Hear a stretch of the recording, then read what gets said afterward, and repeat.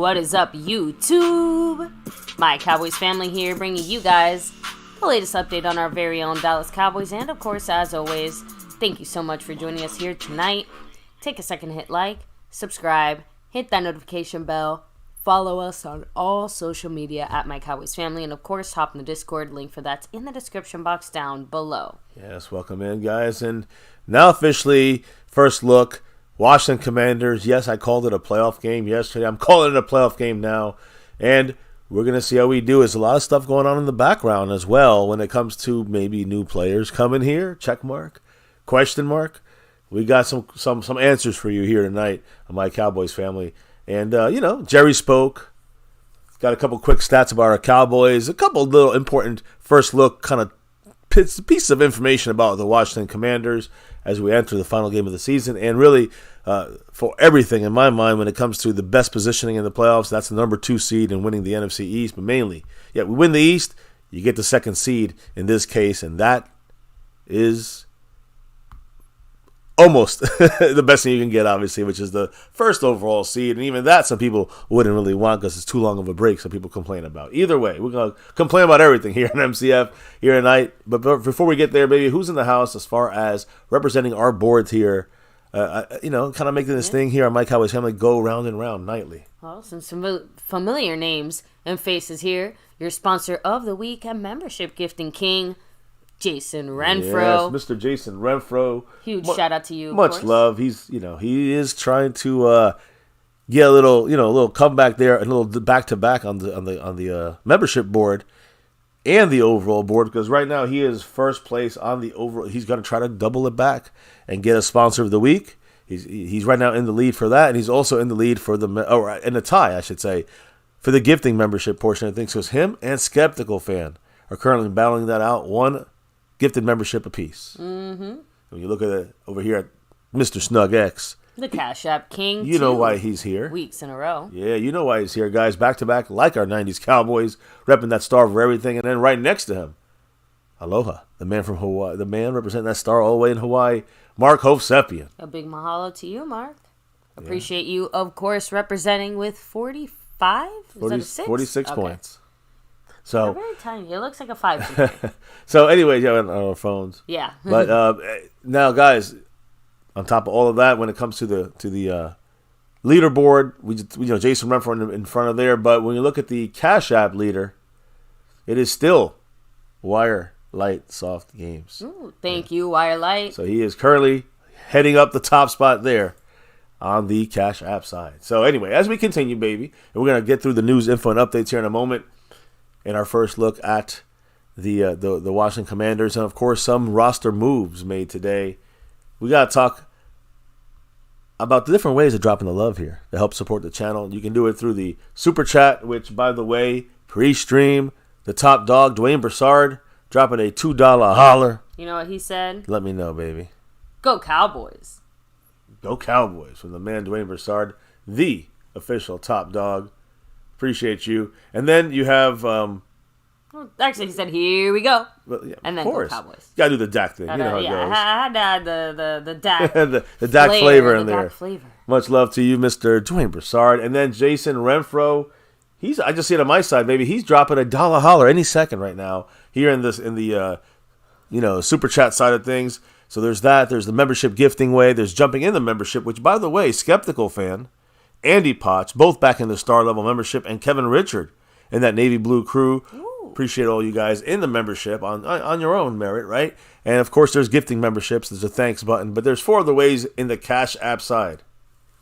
You can kind of, contribute and help on that side. Yeah, of course, you have the Cash App, money sign My Cowboys Family, the Venmo at My-Cowboys-Family, the regular PayPal link, and last but not least, the Streamlabs link lets your comment show up on screen just like a Super Chat. So, again, huge shout out to everybody. Thanks for dropping the love, showing the love. You see Jason Renfro flexing his $1 holler Go Cowboys, which, by the way, Double R said, hold up, wait a minute. Double R also dropping? $1 holler Go Cowboys. Yeah, well, Jason is just showing on the screen there. I know. Much love. And Double R is coming as well. That's awesome. So appreciate both of you guys dropping a little trickle here and there. A little $2 hollers right there. 2 $1 hollers from Jason Renfro and Double R. I'll update the board. But as we update the board, I'm assuming they said Go Cowboys, by the way. Oh, yeah.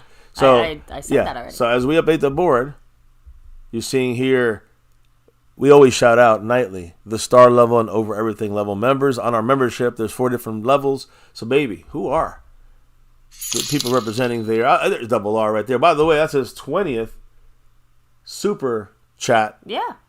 On live stream. So, Whee. Much love, Double R. Congrats. Appreciate chat you. Turned 20. Can almost drink. Go Cowboys. And also, of course, go to, big shout out to the star level and over everything level membership. Who's in there, baby? Thank you very much to Skeptical Fan, Jason Renfro, Lincoln Kane, Mary Alvarez, Andy Potched, Marissa Sparkle, Dwayne Broussard, the top dog, The Lunatic, and over everything. Ooh. C. Bass. Appreciate him. Hopefully, very soon, he'll be back on this channel here for his monthly discourse during one of our live streams. So anyways, now we got all that out of the way, guys. Appreciate everybody in the house dropping the love, dropping the knowledge in the chat. We'll try to hit you up in the chat. And now let's see who's in the house with us tonight for this, for this Tuesday. Kind of, it feels like a quiet, usually it's a quiet Tuesday. Oh, not today. So, baby, who's in the house tonight? We have Rolando Rodriguez in the house. Asmodeus, much love. Brandon James representing it. C. Bass in the house. And yes, of course, the big news of as far as the free agency side of things, right? The Cowboys took a step back in the past. So, again, we'll obviously be discussing all of that here in just a few minutes. We have Scorpio repping it as well. Much love to Double R in the house. Stevie Ray, hello and hi. Matt Persico, shout out to you. Dallas Cowboy 92. We got Daniel Berry Sports in the house. The man himself, sponsor of the week, Jason Renfro, of course. And Membership King. The Lunatic. I'm telling you, not even less than 12 hours. Like, less than 2 quarters later. We broke the curse at halftime, and then we went and won that game. So, I'm just saying. And then the Eagles lost the next day. Oh, man, that was just like, the sprinkles on top of the sundae. Anyways, let me keep going here with the shout-outs. Of course, Dwayne Broussard, the top dog himself. Just want to make sure I don't miss anybody. Thomas Garrett, the Superior Garrett. That's actually as far back as I can go, at least on my side. Griff181, peace and love to you. So, let me see. I think a couple people on my side. I go back a little bit farther. Let me see if I got people like Mary Alvarez. Oh, Mary. Who was first today? Freedom First. Oh, shout out to you. On the board, Fuego. Of course, Dwayne Broussard. Jason Renfro. Asmodeus. Skeptical Fan. And on. Devontae Alvarez. I don't know if you shouted everybody out here. Skeptical Fan. Stephen White. Xavier Hidalgo.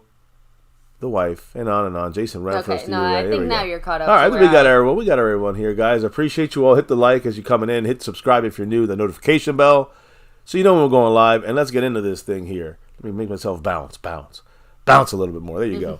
So, guys, on this day, as in, I guess, January 2nd, it's officially the 3rd here, and it's about to be the 3rd in Dallas. MCF land. Yeah, but on this day in 1994, guys, Emmitt Smith, with a dislocated, separated shoulder, playing that last game of the season against the Giants in the Meadowlands, cold game. They were falling on his shoulder. He was hurt. He was playing with one arm. I remember that game. I remember that. My father, who passed away, unfortunately, the following year, he said that he's a huge Giants fan.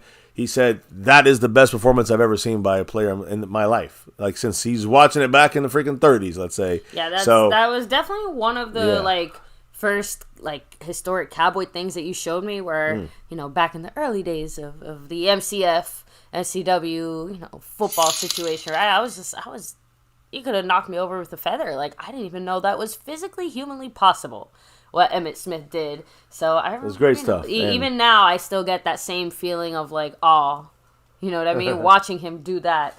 But shout out to, by the way, Skeptical Fan, who just dropped the Streamlabs, right? $3 Streamlabs drop. He's getting close. He's getting closer and closer to wire on that Cash App board. What did the band say? Let us hope Lael Collins doesn't get into any more car accidents. Mm-hmm. So, well, I mean, he's not the savior, though. Remember, he's not the starter. Savior, he's not the starter. I think that now that maybe he's been around the block a time or two outside of a Dallas block, and by the way, there's the Lunatics $5 holler we're going to get to in just a second. Mr. Lunatic in the house. But I think that now that he's sampled what the rest of the NFL has to offer, so to speak, like, there's no place like home, is there? So it sounds like he's just really, really grateful to, maybe go back to his OG football roots. So how much he'll be able to contribute, obviously Mr. MCF and I have some opinions and thoughts. And some facts behind that. Yeah. Of course, right? So shout out to the man, the Lunatic here. The Lunatic in the house. With his $5 holler saying, Big Mike and Duke Q, we got to talk about clock management and our D soon. Agree. But today, we say F filthy. And let's take the second seed with the dub over the Commodes. Go Cowboys. Go Cowboys. Agree 1,000%. Yeah, I don't want to get too ahead of ourselves either as far as like from the Dallas Cowboys perspective side of things. And it's kind of funny because that's not my concern. I don't feel like this team has ever at any point in the season kind of gotten ahead of itself, if that makes sense. So they've done a great job internally, I think, and externally. I guess keeping the team and the fan base almost focused on like what is right in front of us. Although if you guys were with us last night during our stream, a good chunk of people in the chat also kind of had a feeling like, man, too many people are saying this game is going to be like a big blowout. I'm worried this game is not going to be as easy as people think. I think it's going to be a much tougher game. So, we were kind of running the spectrum of Cowboy thoughts. Yeah, for sure. No. The Cowboys have to treat this like a playoff game. I'm going to leave it at that. How about this one? So Micah can understand. Take it personal. You got to take it personal. That's it. The Washington would love nothing to do. I don't care about their draft pick situation. Mm-hmm. They would love nothing more than not the Cowboys out the playoff, or not the Cowboys to a 5th seed, which would basically, essentially, knocking us out the playoffs. So keep that mindset, guys, and hopefully the team is keeping it. It's just more important than us keeping it, right? Right. Oh, Jason Renfro with the gift right there to Stevie Ray. Live and in effect in the house. Congrats, Stevie Ray. You are one of the lucky gifted membership winners. And there. with that, thank you, Jason, of course, showing the love and sharing the love there with the MCF family. Yeah, he stays, of course, in first place on the overall board. Baby, now he's in first place on the gifting board with 2. He got a safety now. Got a safety 2-1 against Skeptical Fan. Currently, those are the 2 on the board. Jason in first place, officially now on the gifting board. And Skeptical Fan right behind him with, by 1. Second place on the gifting board. Thank you guys, both of you guys. Much love, Jason Renfro, for that drop. Mark's down to 36 points, by the way, on the stream boss. Nope, all good. I just wanted to kind of touch on the chat real quick again. So, yes, like I said, whichever arm or shoulder it was, his non-football throwing left shoulder, right? Like it thankfully, for who? For Emmett Smith. Throwing. I was like, yeah, that's the dual intent. Yeah. Listen, the point is, it was hard to carry. He had his arm. It was in his right arm. I think that he was just dangling down. That's where he got tackled. He fell in his right arm. I thought. Yeah, I don't know. I actually forgot honestly, but it was memorable in the sense that we know Emmett Smith with that win. It's very slim. I gotta remind you guys something. I know some of you guys weren't alive for that. But, or if we were, we can't remember. Exactly. But the point is that Emmitt Smith pretty much single-handedly, of course, defense and Aikman and Irvin and the kicker knocking it through. Listen, that's all was needed to win the game. But Emmitt Smith single-handedly, in my mind, to carry this team on his shoulders, hurt and all, and got us the first seed. We went from 4th seed to first seed, or I think it was 5th seed. Yeah, Emmitt Smith put it all on the line to get us that first seed, and that paid off. We won the Super Bowl because we got home games throughout the playoffs. So, are you sensing a theme here? Yeah. Dallas Cowboys, if you want to repeat maybe a little bit of that 90s success, got to win this game. Exactly. And the only reason I bring that up is because it's been quite the whirlwind year for the Cowboys. Lots of comparisons to some of those 90s teams. Yeah, a lot of records broken by this team compared to the 90s team, but we got to do it or else we're screwed. Well, speaking of much love, Jason Renfro. Breaking it up there for Mark with that $36 holler. Another Go Cowboys. Takes Mark to 35 points. With the Lunatic throwing out there. And again, similar vibes to different points in the chat saying we need to get the ball first, score first. Let the Commodes quit earlier than they wanted because their organization and team is shittier than the stadium. I agree with that statement, but I agree. We got to get out to I would actually take the ball first in this game on offense and try to get some points and just continuously try to get points, as many as I can before halftime. That'd be my goal. And one of the few times I actually agree with a strong offensive approach. Yeah. Does that make sense? Yeah, for sure. So, anyways. Because on a football side and a strategic side, I just think it makes sense. See, The question is how we're going to do that. And we're going to go through a little bit today. We're going to go through a lot deeper dive tomorrow about their offense, about their defense on Thursday, on Friday, matchups, keys to victory, that kind of stuff. We'll have our answers on how we're going to do this by the time we get to the end of the week. We'll get a little glimpse, though, a little first look tonight. But first, we're getting ahead of ourselves here. A lot of other stuff to talk about, whether it's the refs, whether it's roster moves, or possible future roster moves. We'll talk about it here. So, historic Week 8 team in the NFL right now. All right? 20 teams are still in contention for a trip to make the playoffs and a possible trip to the Super Bowl. You know that this ties the most teams available with 1 week remaining. It ties it in the last 41 years. The record was in 1982 when there were 22 teams. And if I'm not mistaken, was that a strike year? We had like a shortened schedule, and I don't know. I feel like it was that kind of year. Either way, the NFL, 20 teams out of 32.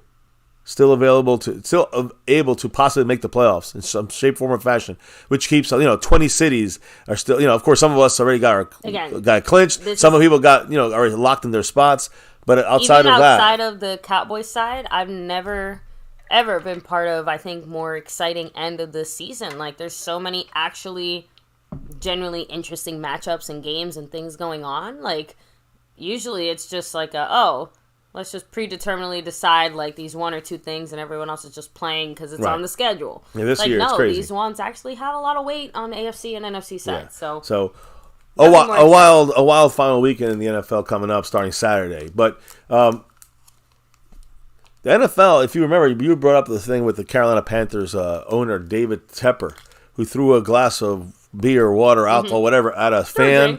At a Jacksonville Jaguar fan, because they were yelling or making fun of him, rooting against the Panthers. And today the NFL decided to fine him a whopping $300,000 for, quote, unacceptable conduct in Jacksonville on Sunday. Now, I agree. And listen, if that was you or me, that'd be insane, right? But he's a billionaire. I mean, he's like a $36 billion. Like a penny to him. So, David Tepper, look, I don't really care. $300,000 is still. Yeah, he threw the drink out. Should be collecting that fine. I mean, the guy should be getting that money. The guy he threw it at. So, anyways, look, it is what it is. He got his punishment. I mean, you can't fine him $1 billion for that either, because he has $36 billion. Anyways, look, the Eagles, the Philadelphia Funk. All right, the Philadelphia Eagles. Right now, there's news, baby, going on. I don't know if you heard this. We talked about it a little bit last week at A.J. Brown and his no comments kind of situation. He's going to talk tomorrow, he said, by the way. But there's a word going in there from the Philadelphia Inquirer. They're reporting that the Eagles' locker room is, quote, fractured. Oh. Yeah. Snap, crackle, and pop. And a lot of it basically, A.J. Brown is at the center of this. That's what's being said here. They said his frustration is, quote, tearing the team apart, according to the report. And they said, quote, anytime you have bad body language from a leader like that, the other guys see it, and it's not good. That's what a veteran player, of course anonymous, but a veteran player said that about A.J. Brown and his thoughts. So right now, it is imploding. I'm hearing even Eagle fans like 5,500 and others saying Sirianni's got to go. Man, what a quick, I'm just going to say, no offense, but how the quick fuck 180 right there, right? A.J. Brown is the problem because he's upset that the organization is messing up? Like, he has every right to be upset. I think he's mad with the coaching. That's what I think he's upset about. Sirianni has taken over the third down and play and the pass game calls, and that's been hurting the Eagles, whatever it may be. I know, right? It reminds me of, to compare it to our Cowboy situation, when Amari Cooper, as respectfully as he could, but by the end of that one season, he was even publicly saying at that point, like, I don't even know what offense they're trying to run with me. Like, it got to the point where even he just had to outright say, like, they don't even know what to do with me anymore. So it is unfortunate when you have talented players that know they're being wasted. And, there's no going back on that clock, at least for them when it comes to the physical side of things. So I understand what you're saying. But, yes, there is something especially nice about the Eagles imploding. I will bring the marshmallows. If you guys bring the graham crackers, who's bringing the chocolate? Let's have a s'mores camp. I'm personally enjoying this, and I don't really care whose fault it is. I just like to see the Eagles imploding. I just think it's funny because, again, to me, just yesterday we were talking about the fact that A.J. Brown basically wouldn't give the media what they wanted by talking about these problems, And then literally 24 hours later, that same kind of media is trying to say that A.J. Brown is somehow the problem with the implosion of the Eagles. Like, he said he's going to talk tomorrow. So I know. That sounds like some Sirianni shit trying to, some save my job here, trying to pin this on A.J. So it's so funny. Bruce is like, oh no, the Eagles are imploding. Anyway, what do y'all have for dinner? Right? Eagles do stink. We play, next weekend, not sure. Obviously, there's a Saturday or Sunday. We're going to talk about it, though. We're going to talk about it. That's it. I don't know how to talk about the Eagles anymore because we don't give a fuck about the Eagles here at MCF. Just enough just to see their tears. Those green little Eagle tears pouring down their fucking faces. It's nice to be on the other side of things just because you usually have to admit, up until the last few years, we're the team that sometimes would fall apart or have issues. Yeah, or have, the unluckiness of some refereeing issues. But we're on the other side of that. After the Jimmy Johnson induction, we're on the other side of these bad luck refereeing situations, and referee Brad Allen and his crew, we know they got demoted. They're out of the NFL playoffs, but they still have one more week to go, right, in the regular season. So Brad Allen and his crew, somewhere. Yeah, they got to do a game this week, and they worked this Saturday night game against the Lions Cowboys game. They've been assigned to Saturday night. I'm sorry, the Saturdays. Yeah, I think it's a night game. Saturday's national televised game. The Steelers at the Ravens. Ouch. Yeah. Now, the NFL could have taken, they could have said, listen, let's take this Brad Allen crew and tuck them away on a Sunday 1 p.m. Eastern time kind of game, But this is kind of saying, this assignment is like a show of support to Brad Allen and his crew by the NFL, in my opinion. So they basically gave him the equivalent of another Sunday night game. Yeah. So, yeah. Or I guess Monday night game if you're talking the whole weird Saturday was Monday for us, yeah. So the point is another primetime game. Yeah. So and that is kind of like the Monday night game. So yeah, Brad Allen, no more games for you in the playoffs, so you got a primetime game here to finish it off after a very controversial game and called and all that stuff. Even Aaron Rodgers spoke about this, and he's been a big Cowboy fan this year, Aaron Rodgers. Big Cowboy fan, loves Dak. And now he's on the Cowboy side on these calls, which he said... The Jets are sitting there horrified, like, Aaron Rodgers, what the fuck is wrong with you? He said this, quote, I was part of the Fail Mary when the NFL got too cheap to pay the refs what they're due. There's been a lot of talk about the end of the Lions game, but there needs to be some accountability. It seemed like, again, and then before he can, basically kind of dotted it. And I'm sure, again, saying that the Lions had to be accountable, but also it seemed like Brad Allen left before what could be said. So again, we heard his commentary after the game at the referee interview session or whatever it was. But it did seem like he tried to shirk his responsibility of speaking directly after the game when people were actually looking for him, and he was he pulled a reverse Ray Charles on us. Yeah. And again, so when you look... you couldn't see him. Yeah, he disappeared like David Copperfield. Now, here's the thing, though. Let's get back to, I know myself and the actual sponsor of the Cash App, the Cash App sponsor, I'm wrong on both, the Stream Boss, right there above us, Mr. Mark Hovsepian. I hope he's listening. Maybe he's watching the replay. But I know we had this discussion yesterday about the refs, kind of, did they mess up on who was the legal, illegal person? That's what we're talking about here. That's what Aaron Rodgers was talking about here. When you take a look at this here, you're seeing these guys walk up. Like I told you guys, Penei Sewell on the left there, on the right is Taylor Decker, and then there's 70 who comes in. Right before this, guys, I got to get it up here. Damn, I got to get the picture up. I don't have the photo up, but there's a actual... He did the same exact thing the entire game. He put his hand up. You can't see it here. He's looking see the ref looking to the sideline, and in the bigger shot I don't have, he's looking and pointing to him because 70 raised his hand.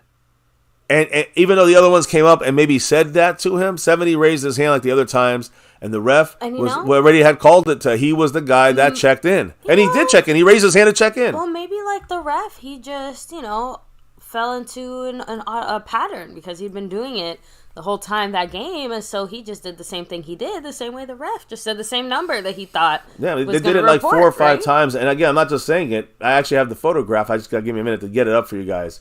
So, but I do have the proof of this, and also like the fact that it wasn't just that was the problem there. It was also, again, this is going to be repetitive, but it was illegal formation, and I'm going to show you exactly why in a second. Double R's comment cracks me up. He's like, "That's funny." Because I thought the refs have been hanging out with Rodgers and eating shrooms with some of the calls this season. So hey, you know, like don't put it past them, right? Maybe that's why they're throwing flags on tripping penalties on guys that don't exist. Maybe they just exist on a different plane, and we just aren't too. We're not high enough. We're too sober to see it, right? I'm assuming so. Oh man.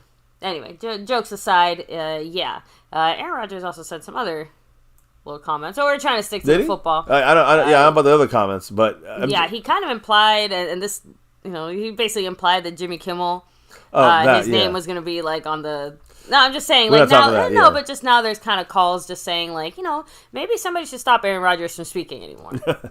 Yeah, he's going to be on that Pat McAfee show no matter what. Mm-hmm. I do want to say this: if you took this picture here, if I take the referee away, see up there, guys, check it out. See up there, I'll even make it closer so you guys can see it. But if you look closely, the upper right picture, I guess here, I'll just do this right over the screen. Guys, 12 minutes and 50 seconds in the first quarter is an example of him checking in with the refs as the eligible receiver. You see the 23 seconds in the fourth quarter after the timeout. They sent him in just like this, exactly the same way, and that's what you saw the ref doing, guys. And again, you asked me what's going on with that ref picture from earlier, where the video, the picture there at the fourth quarter picture there, that is him doing this, and the referee does this. He's looking at him. Number 70 is running to him. You saw number 70 checking in. Puts his hand up, points at him. You're checking in. They both get in the huddle. Now number 68 says it. The check was already made. 70. He was the guy that's the eligible receiver. 68 standing there. Again, there's all the proof you need. I mean, it's pretty factual there. You can't really ignore the facts on that, right? And if you want to ignore the facts, guys, listen to your own head coach, Lions fans, because Dan Campbell once again spoke today and basically reiterated the reiteration of the previous one where he said, like, yeah, you know, we tried to fuck around and we found out, unfortunately. Yeah. So again, I also thought it was really cute that, you know, the NFL also took advantage of the situation to send everybody, like, the world's funniest memo, basically kind of explaining, like, this is how you're supposed to report. Well, this photograph is from that. Yeah, this is from that video they sent out to every single team, a memo.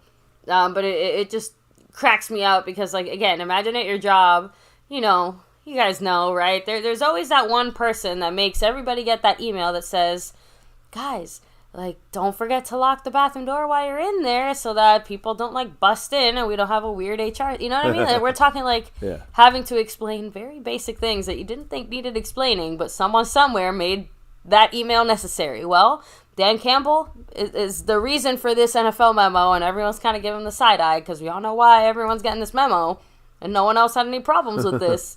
But now we all know. Now we all know for sure. NFL wanted to make sure we all knew, the fans and the players and the coaches know what's going on. There's no cheating going on. Tried to do something there. I guess I commend him just because, you know, within the rules in the NFL, it's hard to continue to be innovative. He tried. But, sneaky, but bit him in the ass. And I just want to make sure I finish this, though. One last thing about this play. By the way, I see on my side, Calvin Richard dropping the 5 on it. I don't know why I'm seeing this earlier today. Usually it doesn't come up until it shows on my screen. There it is. But Calvin Richard now officially is in 4th place on the overall board with that 5 on it. He's moving up this board quick like. What did the man say? Saying, listen to Micah Parsons. He was on the field and they were told that 70 was eligible, not 68. Yep, we actually heard the video there. We have the audio. You can hear it. You can hear it from multiple different things. You can hear it from the Spanish feed. You can hear it. You can hear it on the all 22 feed or whatever it is. They have a feed. It's just a stadium feed. We know they said Jordan Lewis heard it. The Detroit Lions. Yeah, they all heard it. Exactly. The fans heard it. Everybody heard it. So, look, going back to this picture, on top of all of that, let's just assume. Mm-hmm. Can we just all assume for a quick second, let's give it the benefit of the doubt here, that let's say he didn't check in. Let's say 68 checked in from that video we just saw right here, right? You know, maybe the referee made the complete mistake. All on the ref here. When the 70s check in the same way as he does, walks up to the huddle, and then 68 says it as the ref is walking away. Obviously, the ref didn't know if it was 70 or 68. So is that a mistake by the ref? No. That's them being too tricky. can't blame the ref for making that mistake or making that miscommunication. But they're purposely trying to confuse the ref, thinking that they're going to run 70 like he always does, but 68's going to say, I'm eligible.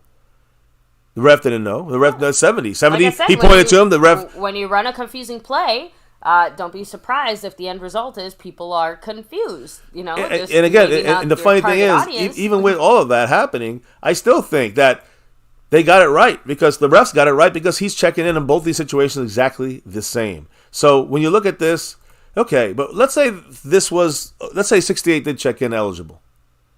Let's go here. You know what this is, guys? Just want to know if you guys know what this is. That is illegal formation. Illegal formation, guys. Because of the current situation, and that number 70 was boxed in by a tight end. Report as eligible. If basically what happened is somebody moved up, back to the outside. The tight end shifted to the inside, and that closed off that opportunity. Did not help the other side out, and then it made it illegal formation. This is not me saying it. This is the NFL saying it today. And by the way, that was never in any kind of contention either or question in a way. It's been, one of the few things I haven't really seen anybody get too crazy about. You know what I mean? Yeah. Like you said, you can maybe go back and forth and defend the fact that, the refs fucked up on who they were supposed to name an eligible receiver or not or whatever, but like we said, whether he was eligible or not, either way, it was an illegal formation. Illegal formation, that's it. And they were trying to be tricky. We showed you the breakdown, showed you the proof. There's no way anyone could really have a different view of that, I think, unless you're really a hardcore Lions fan. You know what I'm saying? Or a Cowboy hater. I don't know. You tell me, guys. Am I fucked up here? The NFL is showing us every detail of this play and why it was the right call. Both deceptive practice by the Lions, but the guy who actually checked in was number 70. That's who they checked in. Even though the Lions telling you they didn't, no, they didn't do that. And even Dan Campbell said two guys can't check in at the same time. They had checked 70 in already as the eligible receiver. You can't do a second guy. So when 68 said it, even if he did say it, it still goes to only 70. 70 is the guy who gets it, and he announced it, and that's it. Case closed. Now, here's the reason why. This is not the reason why this Brad Allen refereeing crew is not doing the playoffs. This is not the reason. Even Aaron Rodgers said, quote, the tripping call that the refs made before that was a total miss. The game shouldn't have even come down to the situation. Aaron Rodgers, you're right. And I got the video to prove it. Check it out. Here, you see up top, there's Hendershot, 89, blocking. Number 97 sticks his foot out, tries to trip number 20, Tony Pollard. They'd throw the flag on Hendershot. Instead of, and we're at the 30-yard line. Look at this. We got a 5, 6, 7-yard game. We're at the 20, almost the 20-yard line on this play, guys. There was also a discussion in the chat, I this believe ends it was the game. last night. Technically, when you have a penalty that brings you within a certain distance, within the red zone or something, it's no longer a 15-yard penalty. I believe it's half the distance to the goal.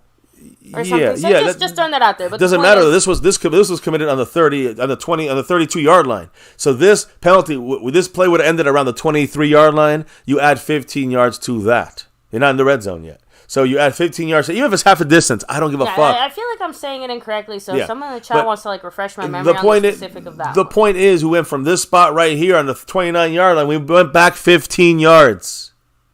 So instead of getting we went back 15 yards. I think we took a sack or we had to punt. The point is, this is the issue for we could have been running the clock out. This would have been the game is over at this point. If we get this first, if they call this the right way, it's not even us. It's not a mistake or a missed call. It's a completely fucked up call, and that's why this refereeing crew is home for the playoffs. Yeah, they ain't making the playoffs. And I misspoke. I'm almost positive it's actually if it brings you within 10 yards. Ah, okay. So basically, because we were at the 23-yard line, adding 15 would have brought us to the 12 to the 5, the 6. So whatever. So it had been half the distance. So at that point, it would have been half the distance to the goal. We would have been on the 10 or the 9 or something. All right. So first and the goal from the 9 is different than first and 10. First and 25. I'm sorry. First and 25 from our midfield, and right? Most importantly, more than half the distance to the goal, just the automatic first down.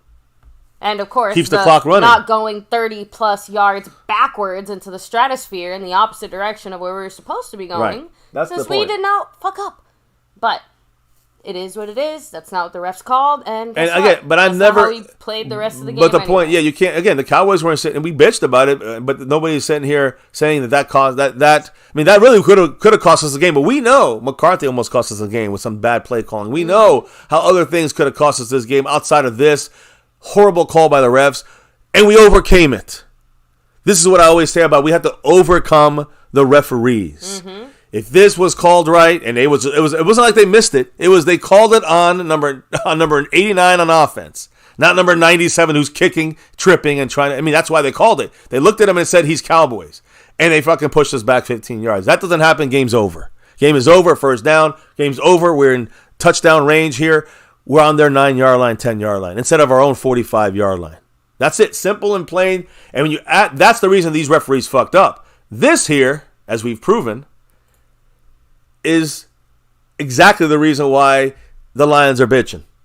Because they got too cute. They got a little too Garrity with that one. And they fucked up. All right? They checked in, as you see here, guys, just like here this is the illegal formation, by the way, on the goal line for the Lions. Illegal formation. So even if he had checked in right, but look at this check-in differences here. I mean, first quarter, checking in. Fourth quarter, checking in. Number 70. Hence, why? You see the referee looking at him right there. Number 70. He's looking at him. And he points to him. And he says, you're in. Then 68. You can't check in two guys at once. This is what Dane Campbell was told. The referees were correct here. But the referees completely fucked up on this play and almost cost the Cowboys the game. Even though we played poorly. Even though we probably shouldn't have won. Even though we got lucky. The referees fucked up on us. Did not fuck up on that last play. And those, my friends, are facts. That's it. That's how it goes. Now, I don't want to talk about this no more. Oh, we got Mark in the house. Dropping that $2 holler. And that's the man I wanted to see. Perfect. I hope you've been watching. Mark, what did he say with that $2 drop? I see number 83 holding the defensive edge and pushing him in the back. Was that the call, Mark? Mark, was that the call? Mark, come on. I was just trying to figure. I was gonna say, like, do you mean like what does that matter? 83 or their? Is that what he's 83? looking at? I mean, that's what I'm saying. Like, I mean, you never complain at this when the Cowboys are getting shitted on, right, Mark? Why are you complaining the other way? I don't get it. I mean, you got to explain this to me, Mark Hovsepian, because, again, the tripping call, I mean, it could be a penalty on every play. But this was the play they called here was the missed trip. Not on 97. They called it on someone. They called it on a Hendershot. You talking about Terrence Steele knocking someone down by accident, pushing him in the back? You know how many times they push us in the back? You know how many times they hold Micah Parsons? Yeah, Kenzie Bands saying, like, nobody cared that much. Or was that energy when Dez caught the ball and no one gave a shit? Not only that, Mark, where's your energy for this? Yeah, who is? Yeah, I don't think, do we even have an 83? I mean, this is a team we're going to play this week, the Commanders, and they're going to hold Micah all game, but we don't want to see any penalties because, why do we want to call a fair game, right? You understand? We need the same attitude that you have, Mark, so heavy for this. We need it for this. Why don't you bring it for this, brother? Come on, let's go. Bring it. Because this is where it's about. And I bring up both of them. Because the refs fucked up here, as you can see. Fucked up big time. I mean, they're just missing a call. Fucked up big time. On the wrong player, the wrong team, the wrong number, the wrong everything. You cannot compare it to anything else. Even some of the Micah misses on the holds. You can't even. This is just the worst refereeing move of the day. And then let's go back, to your favorite play, Mark, where you see, of course, the ineligible, receiver check in here. Checks in with 70, 68. He also checks in second to 70. That's the rule, right? 70 checked in through the ref. 68 checked in. Try to check in afterwards. With trickery. With Penei Sewell there blocking him. And that's what you get. You play with fire, you get burned, right, Mark? So the Lions got burned. Mark Hovsepian dropping another 5 on it. What did Mr. Mark say? My point is, the officiating is horrible. I agree. They called a roughing on Dak when Martin pushed the defensive lineman in the back into Dak. Officiating is horrible. Oh, I agree. It happens the other way, too, yeah, though. Roughing the passer, honestly, it is one of those things where it doesn't matter if it's incidental in a lot of ways. If it's roughing the passer, like intention doesn't matter. You get what I'm trying to say? Well, if he gets pushed, it's not a penalty. That's true. But my point is, how many times has that been missed the other way, Mark? It happens. It's called football, Mark. You can't sit there. The fact that it has to be like blatantly obvious that it was like a mistake referee or something. Mark, like you got a little bump and he still. Mark knows that referees. Mark should know more than anybody else. Being a Cowboy fan, the referees miss a lot of stuff on our Cowboys. Don't move the goalpost, Mark. Keep the energy the same. You just don't go to another play we don't have on film. I'm going to bring up just to prove my point again. Because doing that, always going to say, well, they also missed this play earlier, which would have gave us a first down. They missed this play, later, which would have taken away a first down from them. But I could have told you about 10 different. There's a face mask on Micah they didn't call. They also held Micah 3 times at least in this game. They didn't call it. But I've hardly brought that up. My point is, you're bringing up I know bad reffing. We all agree with you on that. We all agree it's bad reffing across the board.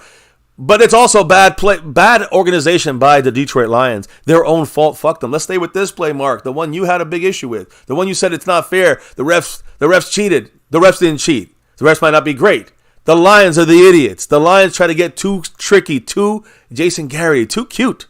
And they fucked up. That's it. They fucked up. The NFL brought this out in multiple different angles and explanations. Trust me, the NFL is 100% behind this refereeing crew for this play, which was the issue you were talking about yesterday. There's the, number 70 checking in the first. Campbell there's him checking in the fourth. Dan Campbell himself came out and admitted they done goofed. Yep. Okay? Like, we can't hear That's straight it. from them. You know Yep, what I mean? it's like, done we deal. can say it. And, of course, our thoughts and opinions might be slightly biased as Cowboy fans. You know what I mean? But Yep. Dan Campbell has no reason to sit there and basically admit to having an egg on his face. Listen, 12 minutes and 50 seconds in the first quarter. The check-in, eligible receiver, number 70. Same thing happened with 23 seconds. And that's where again, I'm going to do it one last time. That's when this is happening. At 70, he's running on the field. He's looking at 70. He points. He's looking at. Nobody said anything to him. He checks in because he had his hand up. You don't believe me? There's his hand up again. Yeah, and I have to admit that's a part of the whole tripping penalty that never made sense. Why would we want to trip our own player? Yeah, but it sounded like they thought that he was trying to trip number 97. Yeah. And it was 97 trying to trip number 20. So anyways, and listen, Mark, even if you're 100% correct and the refs fucked it up, guess who else fucked up? The Detroit Lions. And the NFL made that very clear. Because they were in an illegal formation, my man. And the Cowboys would have won anyways. That's it. That's the story, brother. That's the facts. You want the facts? We give you the facts. You got to be a big man and say, all right, Mark was off on this one. It's okay, man. It happens to us here all the time. You know this. But you're off on this one. You know what else? Who else was off on these plays? The referees were on this one. The refs were off on this one. And yes, throughout the whole game, they were horrible. So we agree there, Mark. But everything else outside, these missed calls happen all the time to Micah. I don't want to bring up the Dax. We got lucky with a Dak call. All right, we got lucky. Well, good for us. We've seen too much ref chicanery these last few years and before and beyond. That we've said it. Play the type of game that the refs can't make you lose. Right, and the Cowboys... It doesn't come down to the refs and one play determining whether you win or lose. The Lions left it in their hands. You know what we did right here? You know what we did? We overcame the refs fucking up humongously. We overcame it and won the game. For better, for worse, ugly, or whatever, lucky, we won the game. And we overcame the refs. Where were we again, guys? On the road? No. Against a good team? Yes. At home. At home. That's a difference maker. Home. So that's why now with that second seed right in front of us, the Cowboys, if they don't take it, the Cowboys deserve to go home and not even make the playoffs, in my opinion. So this refereeing crew, even, Aaron Rodgers is saying, this play right here you're seeing would have ended the game. We would have won the game. They had no timeouts, I think, at this point. That's it. Game over. But, of course, they got some crazy break there, and we ended up having to give them the ball back or kick a field goal and just settle for the 3 instead of ending the game. I think it was 7 points at this point, if I'm not mistaken, I think. So, either way, the point here is, guys, is that, a lot of people are seeing this and kind of eating their words a little bit. Not just Mark. And I don't know if he's eating his words. I'm saying like Mark was wrong about that. The referees fucked up on the other play. And, of course, bad officiating overall. This is a direct offense, you can say, on what went down there in the Lions game. But both teams got shafted. We just outlasted. and we won. That's what matters. So, congrats to the Cowboys on taking this victory. But I'm still disappointed with the way the Cowboys played. That has nothing to do with the way we won the game, or we got, lucky, or the Lions fucked up, or what. I don't care. We won. That's great. Context is we didn't do it the right way, in my opinion. Forget about that. We still earned the win the right way. It wasn't. We weren't cheating. The refs weren't cheating. The refs were cheating us. But we overcame it and won the fucking game at home against a good team. That's what I care about. And that's the only thing we got left this year, is to try to win 2 home games in the playoffs if we get the 2nd seed. And then let the chips fall where they may. Let the chips fall where they may. Now, any last comments on this, maybe, before we keep it moving? Because I want to kind of move on from the ref. I think the perfect way to end it, Bruce got the toxic juice, said, man, fuck the Lions and fuck the Zebras. Yeah, all those animals. I could not have said it better myself. So, although even I admit, I being a ref is a tough job, but man, you had like 17,000 different replays and options and all sorts of things, and they still consistently chose like the worst one in this game. So I guess shout out to Brad Allen for finding a way to make refereeing even worse than it already was. And that definitely not for us. Yay! Well, again, I disagree. That's a joke. It is for us, because we had to overcome that shit more than the Lions did. Like, the Lions, they fucked themselves. We actually got fucked by the refs. I know. And overcame it. You guys just can't take a joke today in the chat. It's all good. We're in the playoffs mindset right now, baby. I'm sorry. We got to get in. I know it doesn't feel like the playoffs because it's Washington. This is the playoffs. This is the difference between going on the road the rest of the season in the playoffs or staying at home for maybe most of the postseason or beyond. We'll see, right? So I'm just saying, it's we're on edge, ready for this game to start. This game against the Washington Commanders. I want to make sure everybody puts in those piggly wigglies in there. I see Michael Don doing his thing, but there's also a bunch of anti-Commander. Emojis in the mix there. And there's a lot of different kinds. You get I think you got their ugly ass pig mascot.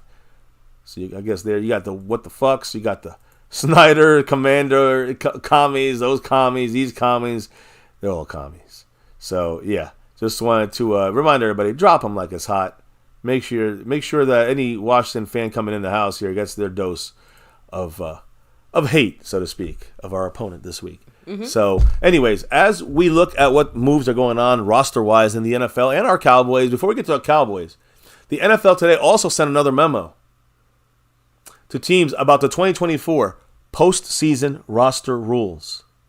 Now, this is very important, the way you manage a roster at this point. Players that are waived this Friday or this Saturday are on waivers until 4 p.m. Eastern on Monday. So they're there the whole weekend, all right? Transactions before Saturday night's playoff games can be made until 4 p.m. Eastern on game days. You can get somebody right there at the buzzer, basically, before your game. So, again, any waiver claims are deferred until after the Super Bowl. So once the playoffs start, the waivers are done differently. Teams in the playoffs can immediately sign players that clear waivers to their active roster, practice squad, or their futures roster. Teams not in the playoffs can just sign those players to their futures roster. Okay. So a little difference there. Then teams in the playoffs are also limited to a total of 4 free agent signings. Okay. Including players off other teams' practice squads. So you pluck a player, that's a signing. All right? You get 4 of those for the period beginning at 4 p.m. Eastern next Wednesday, January 10th. And you get just 2 free agent signings during any week of the playoffs. Okay. That's the way they set it up. Practice squad. The contracts expire 7 days after the team's final regular season game or sooner if the team releases them, but there is no limit to the number of times a team may elevate a practice squad player during the playoffs, which for us means Malik Jefferson and Malik Davis. Both Maliks, they could be elevated again now throughout the playoffs. Linebacker Malik Jefferson, running back Malik Davis. So, just a little side notes there are important. We're just continuing down the time-honored tradition of Tyron Smith and Tyler Smith. Like, why not? Is there any other names we want to repeat here in Big D? Oh, sorry. I just think it's really funny that we have so many people with, like, same or similar names. So, just throwing that out there. Yeah. So again, that's, when you look at this, the free agents, what moves are being made right now, there's guys being cut and released and signed. But let me start with the guy in this picture here, in our thumbnail, the bottom right of your screen there. And they got Dak's number on him, number 4. That is running back Dalvin Cook. Will he be a Cowboy? ? Well, 4-time Pro Bowl running back Dalvin Cook and the Jets have mutually agreed to part ways. This allows Dalvin Cook the opportunity to play for a playoff team, which is what his goal is here. And again, fresh legs, by the way, for Dalvin Cook. After minimal usage with the Jets this season, now it can compete for a Super Bowl, one of these last 14 teams. The Jets, what do they pay Dalvin Cook? Remember, that was a big signing, a big deal, whatever it was. $6.7 million for a season for Dalvin Cook. You know how many times he caught the ball? Ran the ball? 67 times. That's how many times he touched the ball. 15 rushes, and he had 15 catches. All right? That breaks down to $81,000 plus per touch for him. All right? A free agent signing did not work out for the Jets. He got a good deal there to Dalvin Cook, but they didn't get a good deal. They didn't get anything from Dalvin Cook. But, what he did for this situation with the Jets, he restructured his deal to forfeit his remaining guarantees. I guess he wasn't going to hit them. And he just said, fuck it, I'll give up my guarantees to get out the contract and try to play for someone else. Now, he is getting paid. Pretty much he got paid a big chunk of money this year already. So any deal he gets will be minimal from here on out. But to be clear, Dalvin Cook is still subject to waivers. So anyone can still make a waiver claim. They still have the regular waiver claims right now, from the worst to the best. That's the order of the waiver claims. Unless you made a claim last week, then you drop to the bottom, and then, it goes and the arrow moves up. So, and he's about as fresh as a player, at this point in the NFL season can be. 67 rushes and 15 catches. That's fresh. Yeah, that's pretty fresh. That's fresh. So, look, to be clear, he has to go through waivers first. Then, if he clears waivers, no one wants to sign him on the current contract, which he redid. So, he basically dropping his guarantees. But he still got, any team picks him up, got to pay, let's say, the last, I don't know, $100,000. I don't know how much they're going to owe, $50,000. I mean, let's be real. Not you're sure already narrowed down to only teams that are basically in contention as far as right now type of moves. And out of those teams, obviously not every single team wants or needs make a claim for him, right? So that's the thing, though. So there's actually a bigger chance than you might expect, is my point. Well, here's the thing. Someone's going to make a move on him in the waivers, in my opinion. If they don't, that's maybe you can start saying, will the Cowboys make a move for him? I don't know. Will the Cowboys make a waiver claim for him? I don't think so. But what he is this. He's a low-risk, high-reward situation. A team like us doesn't have a running back that can get the ball in the end zone. I will say, with the Jets, he was not very efficient. He's like second worst running back in the NFL this year. In the NFL.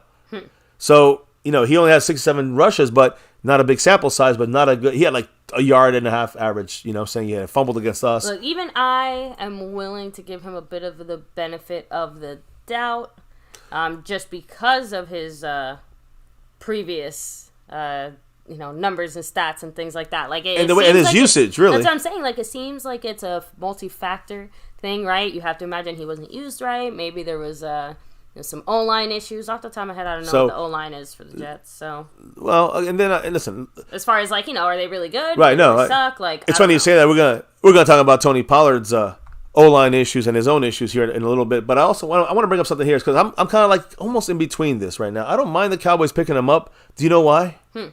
Because he would be to me an instant upgrade to Deuce Vaughn. Right? I mean, yeah. Running back wise on our team, is he an instant upgrade to Hunter Lipke? Yes. Running the ball, yes, he is. So he's our third running back without batting an eye. Enrico Dotto is also hurt. Now he's our second guy. Malik Davis can't play this week. So he's an inexpensive rental running back that you get him for this week and the rest of the playoffs. That could come in handy for short yardage. I'm just saying, think of him as a short yardage running back. But let me say this. Let me just clear this up because a lot of people are saying no. Why? Okay, why? Dalvin Cook has he's thrived. His best days is when he was in an outside zone heavy offense. We need him for more. Let's just put it this way, make it easier. We need him more for the inside side of things. He's very good at running it to the outside and hitting the corners, hitting the edges. When the offense runs, that zone heavy offensive kind of blocking. But he does struggle the way the Cowboys run our offense, which are, running in a gap style type of way.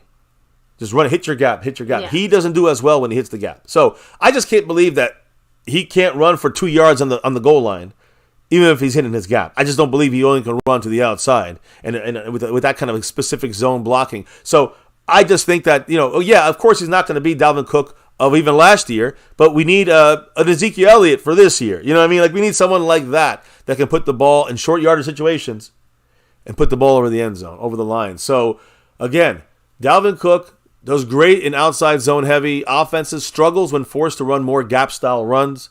The Cowboys rank 28th in the amount of times we've run the outside zone on offense this year. 28th. So even if Dalvin Cook has anything left, it's not a good fit with this offensive scheme. Does that mean I still say don't sign him? It feels like we're trying to fit a round peg into a square hole. But see, again, I understand that viewpoint. It's more about matching the skill sets, like you said. I think a lot of people also, that's a big part of it, because a lot of people don't think he's good anymore. Okay, he's just not good. That's really why. He was really good last year. I don't know how he just dropped off the face of the earth. Maybe he does suck now, but again, if the Cowboys were going offensive, with an offense with a basically offensive zone heavy scheme the whole year with Dalvin Cook, not a good fit. No way. I would not bring him in.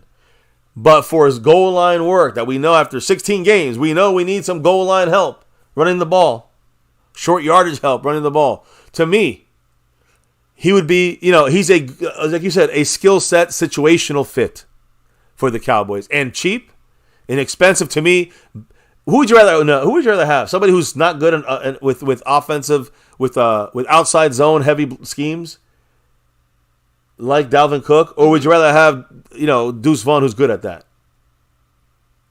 We don't even use Deuce Vaughn. Yeah, I was just about to say. That's my point. I was just about to say, on one hand, obviously Deuce fits the scheme, but he hasn't really done anything. So on the other hand, I guess you might as well bring in Dalvin Cook, and even misused, he might be able to produce more than what we've already gotten from someone like Deuce Vaughn. You gotta assume he's gonna do more, since Deuce Vaughn never played. So he played 2 games. My point I'm trying to say, minimal snaps. What about Hunter Lipke? Would you have Hunter Lipke that runs well in an outside zone heavy offense, or would you rather have someone who's not as good in the outside zone heavy offense like Dalvin Cook and run him inside a little bit more against his normal fucking abilities? Once in a while you can pop him, you can change up the blocking. But you understand what I'm trying to say? Like, yeah. I still rather have a Dalvin Cook that's not as good inside than a Deuce Vaughn or a Hunter Lipke that we know ain't going to do anything out there on that field. You know what I mean? That's all I'm trying to say. And I balance everything. Although there's other running backs out there you can say we can sign.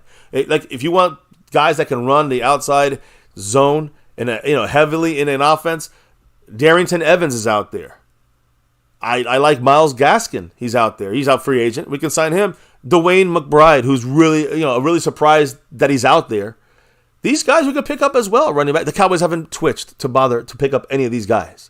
So why would they pick up Dalvin Cook? The name? Maybe. But look, all I'm going to say is this, and I want you to give me your thoughts. I want the chat to give me the thoughts really quickly on Dalvin Cook, and then we're going to get to our signed player today, Lael Collins. But what's your quick thoughts on him, Dalvin Cook, coming to Dallas? I think you're replacing one of the bottom running backs. That's an upgrade, in my opinion. I do have to kind of agree with your general assessment of I'd rather try to fit that round peg into a square hole and at least give it a shot, right? And make an attempt to actually maybe bring in Dalvin Cook. And I think, to me, the bigger part of that is, I think I said just last night, Schottenheimer basically tried to, play off the whole run game situation by saying, oh, we're not worried, we're fine, we know what these guys can do or whatever. And it's yeah, we do know what these guys can do, and they're giving us that's the problem. Nothing. How do you feel about Pollard being stopped short on the 1 yard line? Exactly. It's not just a one-game type of situation. We have now an entire full regular season of data to look back and say, our run game could have been better. And especially the fact that it's trending not so great these last few weeks. So it's don't just sit there and wait until it implodes.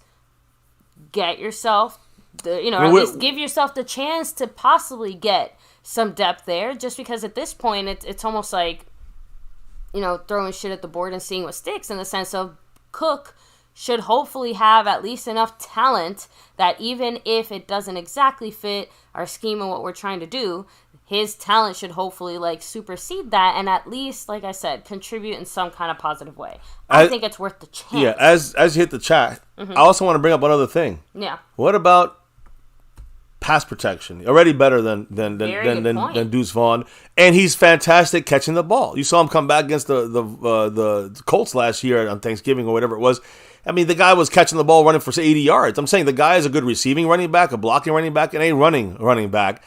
But again, maybe he's not going to be the best inside. He give us some goal line stuff and some pass protection, some catching out the backfield. Tony Pollard doesn't make that touchdown against Miami, but you know who does? Dalvin Cook makes that touchdown against the Dolphins. I'm just saying. So, to me, it doesn't hurt to give him a shot, but in reality, there's no talk about it yet, and I don't believe the Cowboys will probably do it unless he is, unclaimed off of waivers, and then they might do it. Maybe do it.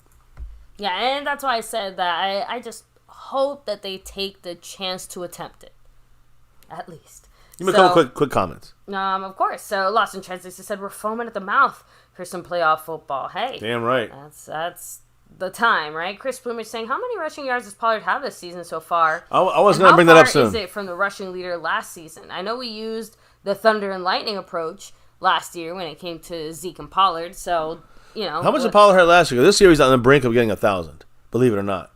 But we'll talk about that in a little bit. Yeah, for sure. I think, if I'm not mistaken, I thought Pollard did fall just a tiny bit short of 1,000 last year. Well, I'm going to say this. Or maybe it was the opposite. Like, we just made it to 1,000. I feel like it was one or the other. Either we're just short of it by a little bit, or we, just made it by a little bit. Well, let me just say something really quickly since you brought up Tony Pollard. We're talking about the running back. I might as well bring it up now on Tony Pollard. He forced 7 missed tackles against the Lions. 7. That's the most he's ever forced in a regular season game in his career. Good for him. But not really good. Oh. Because when you look at the numbers, baby, Tony Pollard had 46 of his 49 yards in this game come after contact. So basically, the whole game, he only gained 3 yards on the ground before getting hit. Total in the game out of all his carries.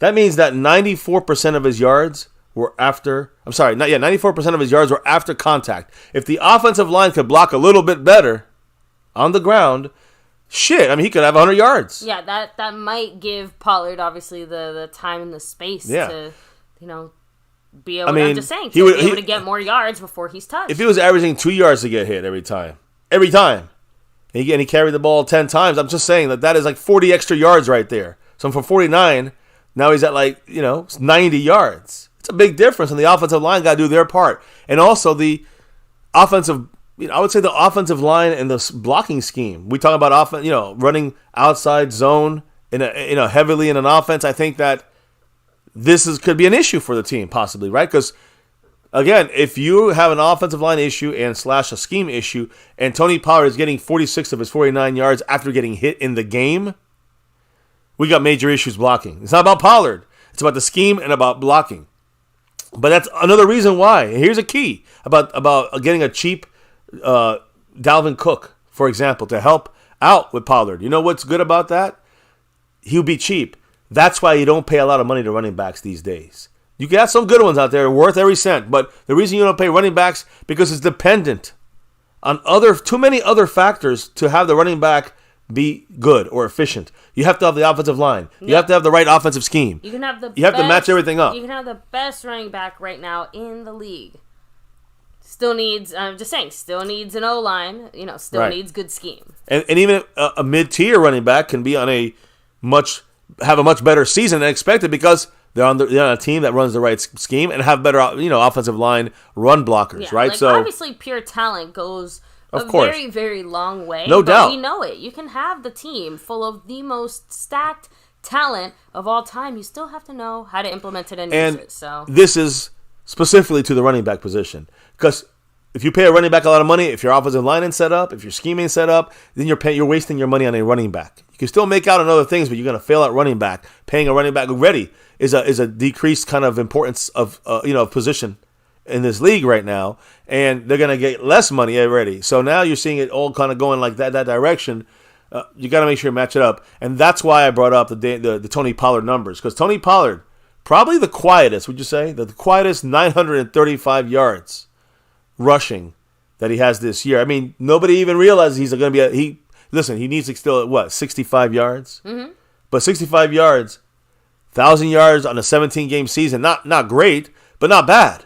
So very quiet, successful kind of season for Tony Pollard. And he's not getting a lot of the carries a lot of the times. And I do say he does get carries, but you can see him getting carries split with Rico a little bit more as the season went on until recently when Rico got more hurt. So, the way we're using Tony Pollard is we still pulling out a 1,000-yard running back with with maybe 70% usage in the season, So not bad, I would say, on that side of things when it comes to the offense, Tony Pollard, and that kind of situation. Also, I wanted to just say one last thing. Actually, you know what? Let me hear what the chat says about this. Finishing this up before we move on. Lost in Treasures has said, for pennies a day, you too can sponsor a running back. The Lunatic said, our running back issue is going to be solved in next year's draft, unfortunately. Exactly. For this year, Dalvin Cook's a good pickup then. Not just that, but we knew what we were doing when we made the decision with Tony Pollard. We locked ourselves in there for this year, but we also weren't fools. We knew that Tony Pollard was here basically only for this year, and that whatever happened next year, especially more during the offseason when we talked about the fact that, this upcoming draft, right? There's going to be lots of offensive linemen and lots of quality running backs. So, those are two positions that we didn't have to pursue as heavily this past year, knowing and anticipating that this upcoming year is when those things would be addressed from the draft side of things, which, as we know, that's where we like to butter our bread, right? Yeah. So, any last comments in the chat? Justin D said, kick the tires on Dalvin if he clears waivers. I agree with that. So, Brandon James saying, just pay the running back more money. Well, I wouldn't agree with that. Dallas, at least, could not possibly pay our running back any more money, considering that we spent the most money out of anyone basically in the league, I think, or the second most money out of anyone in the league at the running back position. I know that we have our, top 5, top 7 paid running back in the NFL, so we are paying the running backs, or at least our running back. Honestly, it feels like Dallas is single-handedly propping up the running back market right now with the kind of money. The reason why it's on there, we've taken a hit from Zeke. I know. That hit from Zeke, the Pollard contract. Rico Dowdle ain't really doing anything to that contract, anybody else, the rookies. So, that's the way it's kind of looking there. And that's it. We're good with that. We're caught up on that. Now, go ahead. I'm sorry. No, it's okay. House Nelson said, give me one highlight of Tyler Smith and Lael Collins pancake bullying defenders in the same play. We're about to go into that a little more about our new guy here, Lael Collins. And whoa, we got Skaggs Boys, Texas, becoming a member. Gifted a membership. Tommy DC gifted a membership. Why? Oh shit, Quando World. Also a member. It looks like it has a 5 on it, baby. From Bootzilla, I see. Thank you, Bootzilla. Appreciate you. Just gifted 5 MCF memberships, guys. Make sure to give a huge shout out to Bootzilla for that love and appreciation. But Quando World, Tommy DC, David Shirley, Ron the Don Smith, and Skag Boys, Texas. Hey. Congrats to you for being the lucky membership winners. Drop them if you got them now that you got them. You got those emojis now available to you guys for a full month. You can upgrade. You can stay. Appreciate you guys being in it. Congrats to you. But an extra appreciation to Bootzilla, part of the membership here on MCF. And Bootzilla right there goes into a tie for 3rd place on this overall board. Appreciate that. Of course, much love. And thank you there, Bootzilla. So back to give some more memberships. Go Cowboys. Again, thank you for sharing the love. He's tied for 3rd on the overall board with Andy Potch. But there you go. He's in 1st place, baby, on the gifting membership board. Much love, much appreciation to Bootzilla. And he pushes Jason Renfro into 2nd place with 2 gifted memberships. Skeptical Fan in 3rd place with 1 gifted membership. Our new leader, Bootzilla, baby. Woo. In the house. So, let me kind of roll back a little bit here. Much love to you, Boots. Appreciate you. By the way, Gems and Cowboys said, question, who would you release to make room for Cook? If we did do that. I think you see Deuce Vaughn get cut, possibly there. Deuce Vaughn is probably the guy getting cut in that situation. But there's others that can go, but I think that's know, but it makes sense just because of the depth situation. So, plus, we know we'll be able to get Deuce back in the building very likely. He should come right back through waivers. So, with that said... back to me? Yeah, back to you, baby. Well, let me... Actually, back to one last thing. I know we talked about it to our blue in the face. I just wanted to read the actual comments from the NFL about the refereeing before we get into Lael Collins here. But, let me just put it in this way here, guys, when it comes to the video and everything about the ineligible, eligible offensive lineman. Here's what the NFL, this video was sent out to NFL head coaches and GMs from the league regarding the play, with the ineligible numbers reporting as eligible. The video states that it's the player's responsibility to make sure his change in status is, quote, clearly communicated to the referee by both a physical signal up and down his chest, and to report to the referee his intention to report as an eligible receiver. You see him here, number 70. Report. You don't see him yet. 68 is the one that actually is the one that catches the touchdown, but 70 comes up and is acting, talking, looking at the ref, reporting to the ref in some way. And where's the ref looking at here? Like, where's the ref? He's looking, pointing at number 70. Why? Because he saw a little bit of this right here. Right there. And you see what we were just said a minute ago, that it's a clearly communicating to the referee, which he's doing there in the first quarter, and the same thing in the fourth quarter right before that play, where he clearly communicated to the ref by both a physical signal up and down his chest. I know it's hard to see there, but that's what he's doing. I wish I could make this bigger. See that right there? Up and down his chest, guys. See it? I mean, yeah, you can't miss it. Oh, that's just... So if you look at this, you're seeing he's doing the up and down on his chest, which the referee is looking at right here at this moment. Well, 68 is the one that catches the touchdown, but he's not checking in with the ref yet. 70 checked in. 68 checks in or tries to. The referee said you can't check in two people. Just can't do it. So, that answer is sitting right there for everyone to see. And that's obvious. So, much love right there to Jason Renfro dropping a dollar holler. And I'm assuming a Go Cowboys. It's a Go Cowboys. Thank you, Jason. I appreciate you. So, yeah, guys, again, the video is showing Dan Skipper, number 70. It's showing him going into the game here, giving them the signal in his chest, right? Where he reported that on the 2-point conversion play late in the game, they, similar to the same one he did earlier, which I showed you, and he was adamant that he never verbally communicated it, but you can see he acted like he's communicating it after giving the signal that he did it. So, just want to clarify what the NFL is clarifying about this play. The referees, did not fuck up. But the referees, I'm going to say it again, fucked up here when they called tripping on number 89 instead of number 97. 89's a Cowboy. They pushed us back 15 yards for absolutely no fucking reason.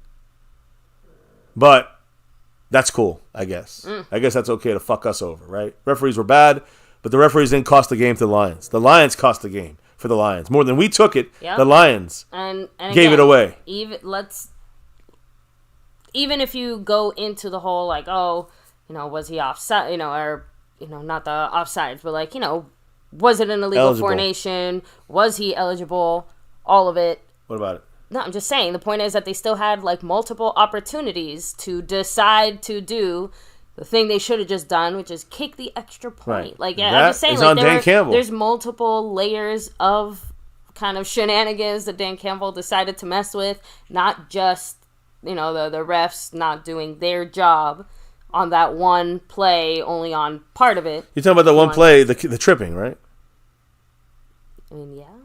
Okay, I was also, sure. I'm just saying, the tripping penalty is what led to basically everything else. The confusion by the Lions causing confusion and the refs calling it right. That's what I'm saying. Had the refs called it right in the first place, we would not have been in that scenario. Yeah, with the tripping, we got to make that clear. Yeah, because again, there was nothing. People are still in the mindset. Some people, even Cowboy fans, still think that the referees gave us the game. Completely opposite. We took the game in a sense. We got the game handed to us by the Lions, not by the refs. But it's okay. We revisited the topic.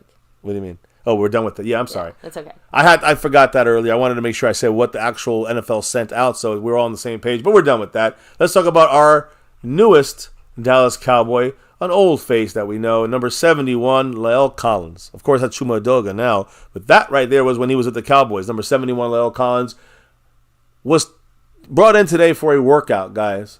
And you know who else was brought in for a workout? Another familiar face. former Cowboy linebacker Damian Wilson. So offensive lineman Lael Collins, linebacker Damian Wilson, both came in. Lael Collins played for the Cowboys from 2015 through 2021, and Damian Wilson played with the Cowboys from 2015 to 2018.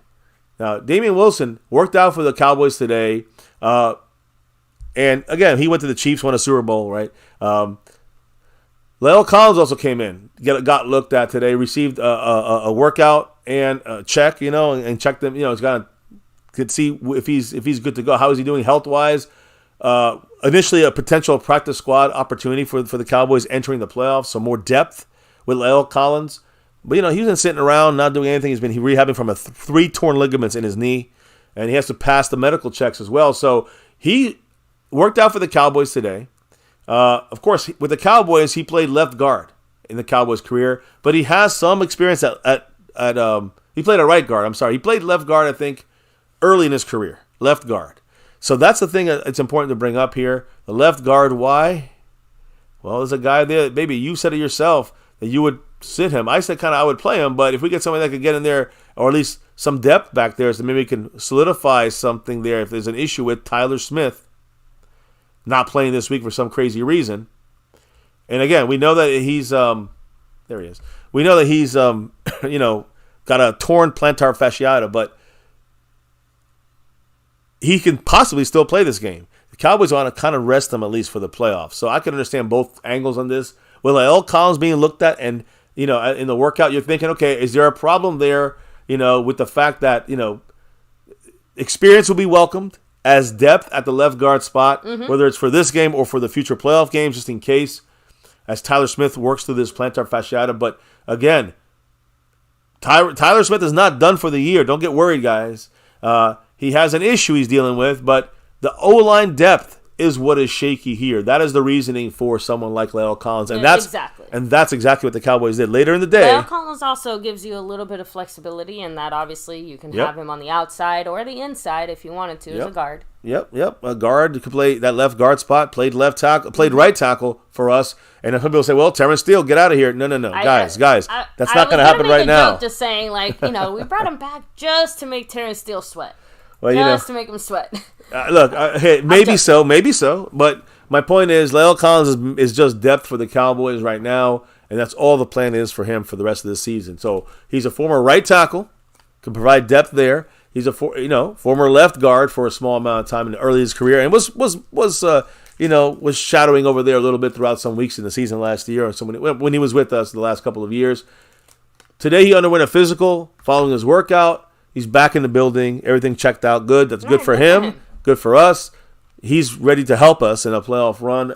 Now, another thing to keep in mind, guys, Lael Collins, he lives in the Dallas area. All right? Again, the fact that the Cowboys signed him means that he is very much in close enough to football shape.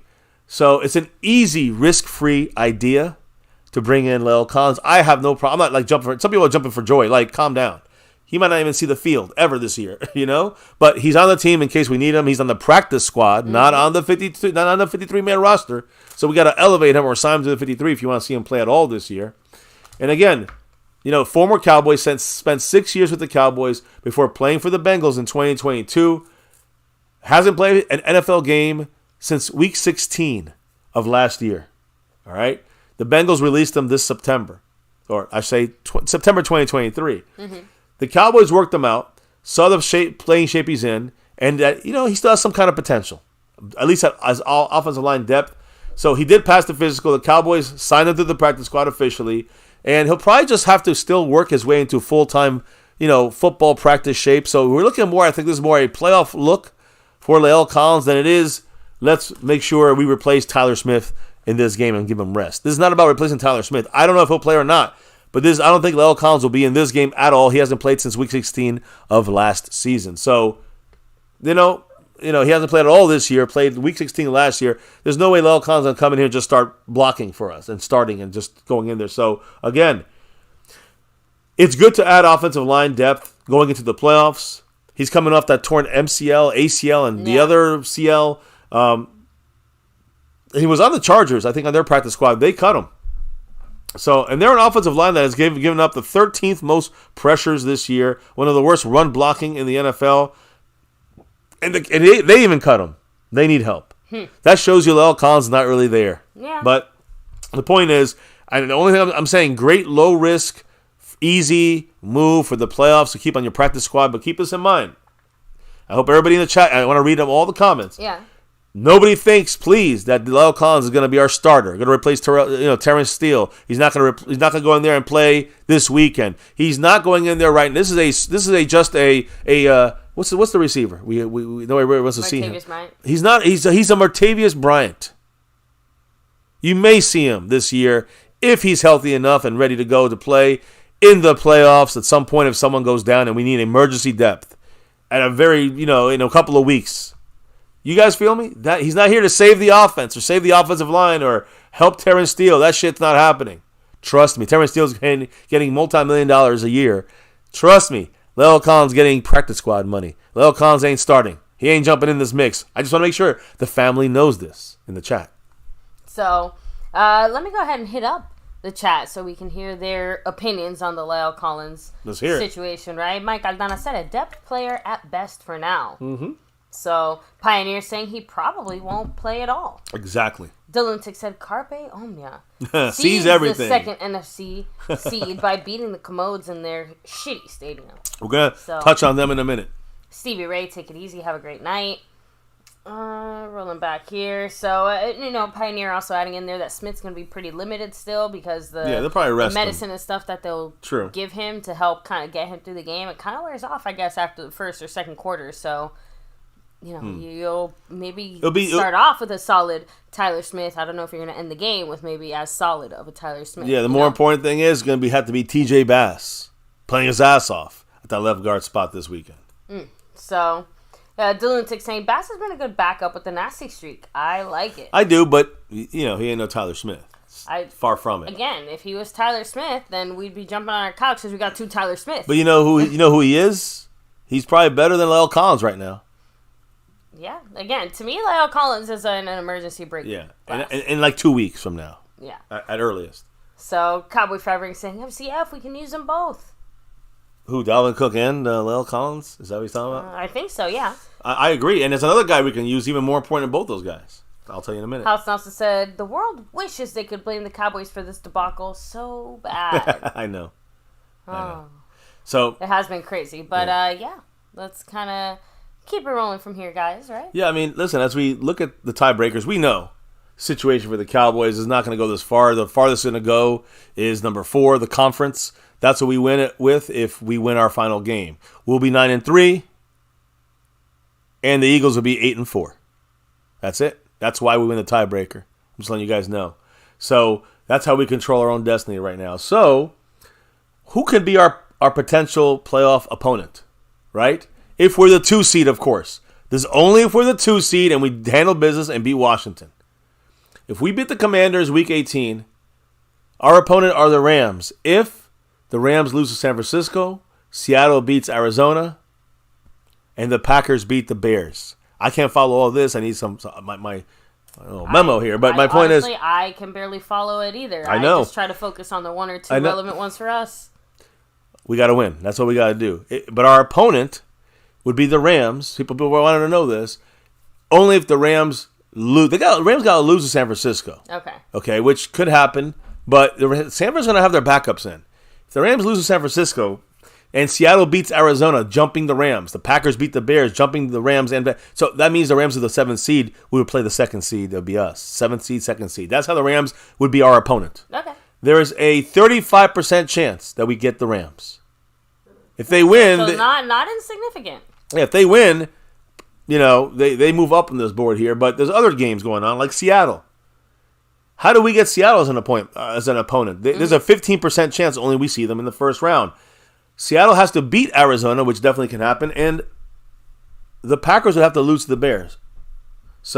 Which, again, also can happen. Could. It seems a little more difficult for the Packers to lose to the Bears. I think the Packers are going to beat the Bears. But the Bears are still fighting for a spot themselves, so they still got an outside chance, believe it or not, to get in the playoffs. I think they do. Maybe not. But that's the Seattle scenario. To get the Packers, of course, got to beat the Bears, and the Rams got to beat the Niners. 27% chance that happens. So, again, you're looking at which are our most likely opponents. The Rams win, I think we get the Rams. But if the Rams lose, Packers beat the Bears. I'm sorry, if the Rams do beat the Niners and the Packers beat the Bears, then we get the Packers in the wild card round, which I actually kind of like for McCarthy style of things, right? Then you have another opponent that could be, which would be the Saints. Believe it or not, they could actually, I think they could do something to jump. Can they jump the I don't know. They could get. I don't know how they can get in there. I guess they can get in the playoffs as the 7th seed. The Saints. The Saints will have to beat the Atlanta Falcons. The Cardinals have to upset Seattle, and the Bears will have to beat the Packers. So to me, the Saints are the toughest team for us to see. But it's a possibility, I guess. The Saints, 13% chance that we play them. And then, of course, there's a 3% chance 6% chance we play Tampa Bay as a 2nd seed. There's a 3% chance we play Minnesota as the 2nd seed. And there's a 1% chance that we play the Atlanta Falcons somehow. 1% chance in Dallas. I'm sure they have to win, and everything else, everyone has to lose for the Falcons to be our opponent if we beat the Commanders and we grab the 2nd seed. So you're asking me which are the most likely teams? Without question, it's the Rams or the Green Bay Packers. And to me, without question, if the Niners play their starters, it will probably be the Rams. If the Niners bench their starters, which they seem they're going to do, we'll probably play the Packers. You know what we got to do? Because if not, we play the Buccaneers or the Saints or the Falcons at their home if we lose this game against. I know the Eagles can lose and we can still be the 3rd seed, but that'd be disappointing. So we win this, we get the 2nd seed, and we get to dictate who we get at home. Instead of worrying about playing on the road, even if it's against a shitty team, even if we beat this shitty team on the road, Tampa Bay, Atlanta, New Orleans, we still got to go on the road to San Francisco and Philly and Detroit. That would suck. So we want to avoid that as much as possible, and that's why I'm throwing up these tiebreakers. The Rams, 35% chance we play them, 27% chance we play the Green Bay Packers. But if the Rams win their game, which they're right now not, it's the Niners, so they're expected to lose, but the Niners don't have anything to play for. If the Rams win that game, who have a lot to play for, we don't have to play the Rams. We'll play the Packers if they're the ones that do win their game against the Bears. I think that's going to be Sunday night or something later on in the night. Anyways, that's the tiebreaker situation there. And our possible opponents, baby. Calvin Richards moving up this board quick and fast. Yes, I think he just jumped into 3rd place by himself. Oh. With that 5 on it. Do you know what he had to say? Hit me with it. Collins started with the Cowboys in 2015 at left guard, didn't he? So No. He started. He started off as a left guard. Oh yeah, left guard. I'm sorry, you're right. I was thinking left tackle for a second. He suffered, if I'm not mistaken, he had that little turf toe injury. Yep. As we were working him back onto the O-line, not really sure how exactly it happened, but someone said, "Hey, let's Ronald throw Leary." him over Ronald right Leary. tackle, Ronald right? Leary was doing better. Ronald Leary. He was the start. Yeah, at left guard. So he was a backup situation. The next year they started him at the right tackle, and then there's the rest of the story. For Lael Collins. Oh, there you go. So I appreciate that, baby. So there you go, Calvin Richards. That's the history of Lael Collins and the Cowboys. And Calvin Richard is in 3rd place currently on that board. Andy Posh falls into a tie in the 4th with Bootzilla. 4th, and tied in 4th there. So I appreciate both of you guys. But of course, Calvin Richard, truly appreciate you with that 5 on it. Moving up this board quickly. Let me see how far he is from Skeptical. Not far from Skeptical either for 2nd place. And of course, Jason Renfro right in front of him. So we'll see what happens. But anyways, guys, just to wrap it up on the playoff side of things, 35% chance we get the Rams, 27% chance we get the Packers, but that 27% goes like 45% if the Niners bench allow their starters, which is what's going to probably happen. So I think even though the Rams will get the Rams, according to these odds, if you look at the actual players on the field, the Packers are probably the team we're going to get in Dallas if we win our 2nd seed. And hey, McCarthy can win that playoff game in Dallas against the Packers. That'd be kind of extra special nice. But how do we get that? Well, we got to first beat the Commanders. So Jerry Jones is actually talking about the playoffs here. And he was speaking today on 105.3 The Fan this morning. As we know, he always usually does on Tuesdays. Jerry Jones.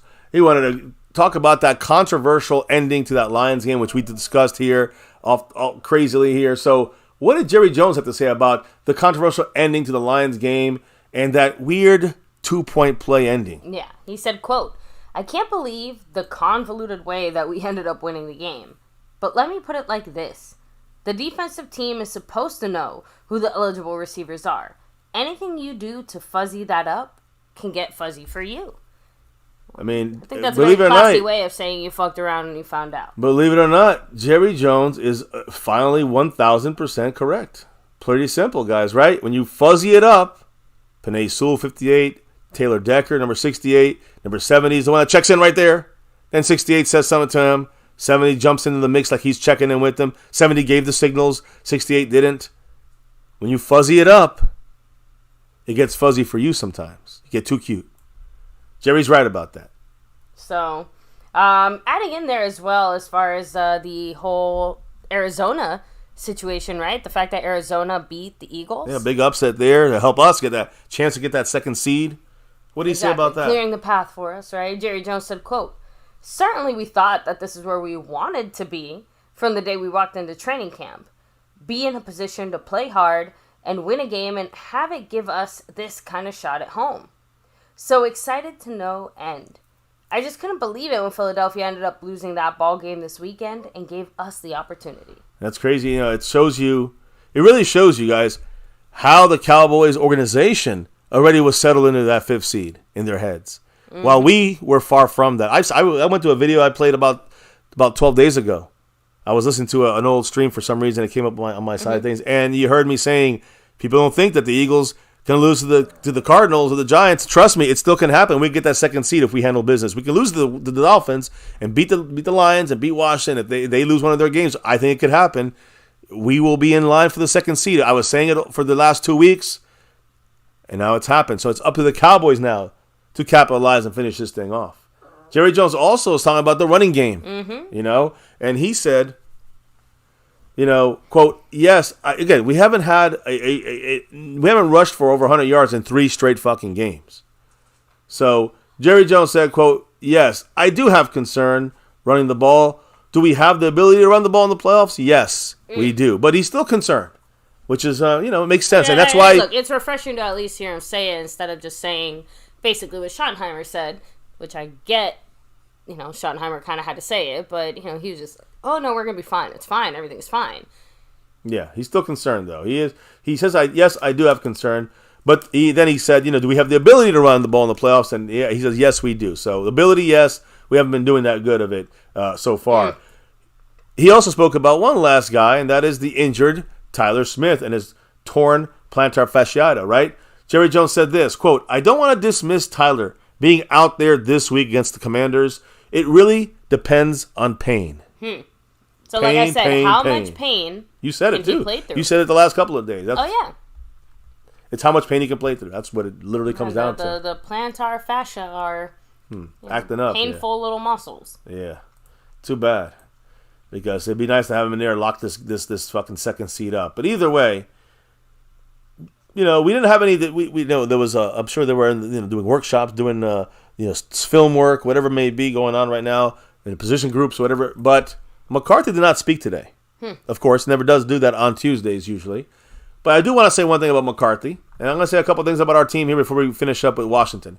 Trust me, we're almost done, guys, so make sure you put your last comments and thoughts in the chat before we drop out of here. And if you're going to drop any love from above, gift memberships, all that good stuff, and now's the time to do that because we are wrapping it up here in about 10 minutes. But McCarthy has stacked up a lot of wins since he's been here in Dallas. He has 41 victories. All right? And that's the most among any Cowboy coach in their first 4 seasons with the Cowboys in our history. In this 4 years, he's had the most wins in any Cowboy coach after 4 years. Even Jimmy Johnson. Remember, guys, he's going to probably clinch here. If we can beat Washington, it will clinch our 3rd straight 12-win season by beating Washington this Sunday night or this Sunday afternoon. So, McCarthy doing this thing out there. Got to give him credit when credit's due. He's had some fumbling, fucking stuff going on, but he's still doing a good job with this team, coaching us and getting us better. Could we be better with a better coach? Probably, but could we be worse with a Jason Garrett? Hell yeah. Oh yeah. So when it comes to our kicker, our special teams, real quick, I want to touch on something in this game against Washington. I talked about the most field goals made in a season. Yeah. Consecutive field goals in a season. Forget about the record he has as a rookie. He already shattered that one. He's still every time he makes one. Just in general, like how many, Brandon, how many? Yeah. Brandon Aubrey, 1 game remaining, has 35. In 1998, the great Gary Anderson with the Vikings in 98 also had 35. And then 2003, the great Colts kicker Mike Vanderjagt, 37 field goals. So right now, Brandon Aubrey is tied with in second place with Gary Anderson with 35 consecutive field goals made in a season. If Aubrey can make 3 more field goals this game, and it's going to be a little windy, it's going to be maybe a lot more rainy, it's going to be definitely cold. If he makes 3 more, he breaks that record too. Of course, he can't make 2, miss 1, and then make another one. That would break the streak, right? So, but here's the important thing, though.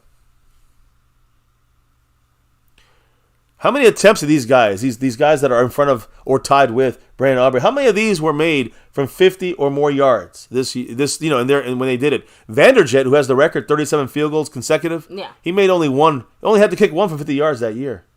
He had Peyton Manning there. Yeah. What about Gary Anderson with Culpepper and the offense? I think he kicked only 2 50-yard or longer field goals of his 35. How much has Brandon Aubrey kicked from 50 yards or farther? 9. Damn. 9 times. He's kicked from 50 or farther. So when you look at the difficulty, I mean, there's no question Brandon Aubrey's kicked the most difficult consecutive kicks in NFL history right now. Up there with the best. I mean, yeah, absolutely. So, of course, Aubrey has 1 game remaining still, which is kind of, this would where the record would end. It would have ended for these other guys. Would these other guys would have made, again, you could say he has a chance to break their record, but would they have made it? Would they have made all their field goals if there was 1 more game? You never know. The point I'm trying to say is that this is actually a negative for Aubrey. If the season ended, he would have already been in the record books as a second. If he misses, I guess he can miss one and still be in the record books, but the extra game gives him a chance to make more, but also miss and break the streak. A perfect season that he's had, right? When it comes to kicking field goals. So, but either way, well, I have a feeling that we're probably going to be in a more touchdown range than field goal range in this game. I hope so. But I also, in a way, I also want to see Brandon. I wish he makes like 3 field goals and misses his 4th one, because I kind of don't want to see Brandon Aubrey go into playoffs without missing a field goal. I don't know. But at the same time now, at this point, if he misses a field goal, he might get the yips. Exactly. Like Maher had last year. So somebody who really rarely had the yips this season, Dakota Prescott. Dak Prescott. You look at the passing yards, maybe he's officially in the top 5. In fact, he's his number. He's 4th best in passing yardage in 2023 season. So far, Tua has 4,451 yards. Brock Purdy has 4,280 yards. Goff has 4,255 yards. Dak's at 4,237 yards. So Dak is like, just look at the yardage, guys. Dak's like 215 yards away from passing up Tua, believe it or not. 215, I mean, he have to outdo Tua by 215 yards. But Brock Purdy, he's only like 50 in front of him. Goff is only like 20 in front of him, 22 in front of him. So my point here is, with the bad start we had with Dak Prescott this year, somehow he's so close to the top of passing yardage in the NFL. That's insane to me that Dak's that high up. Odds to win the NFL MVP, Lamar Jackson's kind of running away literally with it. Lamar Jackson. Which, no offense, as he should be based on the way that things have happened in the last 2-3 weeks or so. Yeah, I'm not sure when they vote, if they voted already or they're going to vote, but either way, the odds, Lamar Jackson is at a negative 20,000 to 1 odds, which means he is more than expected to win this thing. So right now, it looks like Lamar Jackson's going to win the NFL MVP. Look, well earned and well deserved for Lamar Jackson. We'll see. But Lamar Jackson, he's the odds-on favorite right now. You know who's second? Dak Prescott at 1,800 to 1 odds. Brock Purdy's after that, 3,000 to 1 odds. Josh Allen, 35 to 1 odds. McCaffrey, 4,000 to 1. Tyreek Hill, 7,500 to 1. Tua at 10,000 to 1 odds. And then Jalen Hurts, Patrick Mahomes, and Matthew Stafford, they're at 20,000 to 1 odds to win the MVP. So they're all out of it. Dak's the only one kind of in it. You have to have a hell of a game, and Lamar Jackson have to have a real shitty game. So what else has Dak shown, though, this year? Not just the yardage, not just the MVP talk, but also passing touchdowns. He's got 32 passing touchdowns. And we don't know if the Niners are going to play their starters, but Brock Purdy is the guy behind him with 31. Purdy has 31 passing touchdowns. Dak Prescott has 32. Jordan Love has 30 this year. He's right. He's third on this list. But right now, you got Dak with 32 passing touchdowns. He leads the NFL with 32 passing touchdowns this season. And remember, last year he led the NFL with 15 interceptions in the regular season in 2022. Dak Prescott, if he does not, well, let me just say this: if he goes from the interception leader last year, and if he holds off the other guys and stays as the passing touchdown leader this year, which is where he's at by 1 and 2 of Brock Purdy and Jordan Love, respectively. Look, here's the point. He would be the only player in NFL history to go from interception leader to touchdown leader in back-to-back seasons since Hall of Famer Bob Waterfield. You remember him? Back in 1945-46. So, again, since after World War II, this record has been held. No one's really done the leading the NFL in interceptions one year, and the next year leading the NFL in passing touchdowns. So right now, Dak is almost set to do. We'll see if it happens. I just want to win a Super Bowl. That's more important to me. But when you look at these numbers, how does that reference this Washington game? The Cowboys' offense has scored 32 passing touchdowns this year. The Commanders' defense allowed 35 passing touchdowns this year. We, of course, with 32, have the most passing touchdowns in the NFL. Washington has allowed the most in the NFL. All right, so a match made in heaven. That means Dak's got to throw some touchdowns in this game. Add to that list, not because you're trying to get your numbers or win some kind of award or some kind of statistic, because that's what is going to work in this game against Washington. With a win on Sunday for Dak Prescott, the Cowboys get a win. Dak Prescott will become the first quarterback to lead the Cowboys to at least 4 division titles in their career. 4 division titles since Troy Aikman in the 90s. That means Romo never did it. And neither anybody else around them. So that 4 division titles without saying that would be 4 division titles in 8 years. So you talk about one every other year. So basically, that's again for better or for worse, Romo was just never healthy enough to do some of the things that Dak Prescott is also currently doing. So it's not. I'm not even talking about it from even a talent or a team perspective. Literally, just an availability perspective.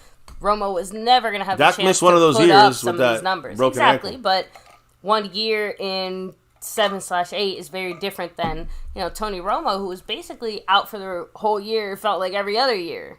Yeah, well, he started missing those games back after problems caught up to him really early, unfortunately. Yeah. So, anyways, that's where Dak sits. I just want him to win the game, help us win the game, so help us get that second seed and keep winning. If you get these records, even better. What about CeeDee Lamb? He already got a bunch of records this past weekend, and he's just going to add to those records after this game against the Washington Commanders. When it comes to receiving yards, though, guys, Tyreek Hill, the leader right now in receiving yards with 1,717 receiving yards, but about 75 yards back, not even, about 65 yards back is this guy on your screen who had a 227-yard day the other day, and he was down like 300 yards. Now he's down like 250 yards. Now he is only down, like I said, by about 66 yards away from tying Tyreek Hill. At this moment, whatever Tyreek Hill gets, you got to add 66 to that, and that's what CeeDee Lamb would have to get to be the receiving leader in yardage this season. He's number 2. You know who's number 3? A.J. Brown. He's already right now. He's 200 yards. He's 200 yards plus behind CeeDee Lamb in receiving yardage. So he's got 1651 for CeeDee Lamb. A.J. Brown's got 1447, guys. CeeDee Lamb has over 200 yards more than the number 3 receiver in the league, A.J. Brown, yardage-wise. Puka Nacua is 2 yards back on A.J. Brown, and then Amon-Ra St. Brown, bottoms out the top 5 there.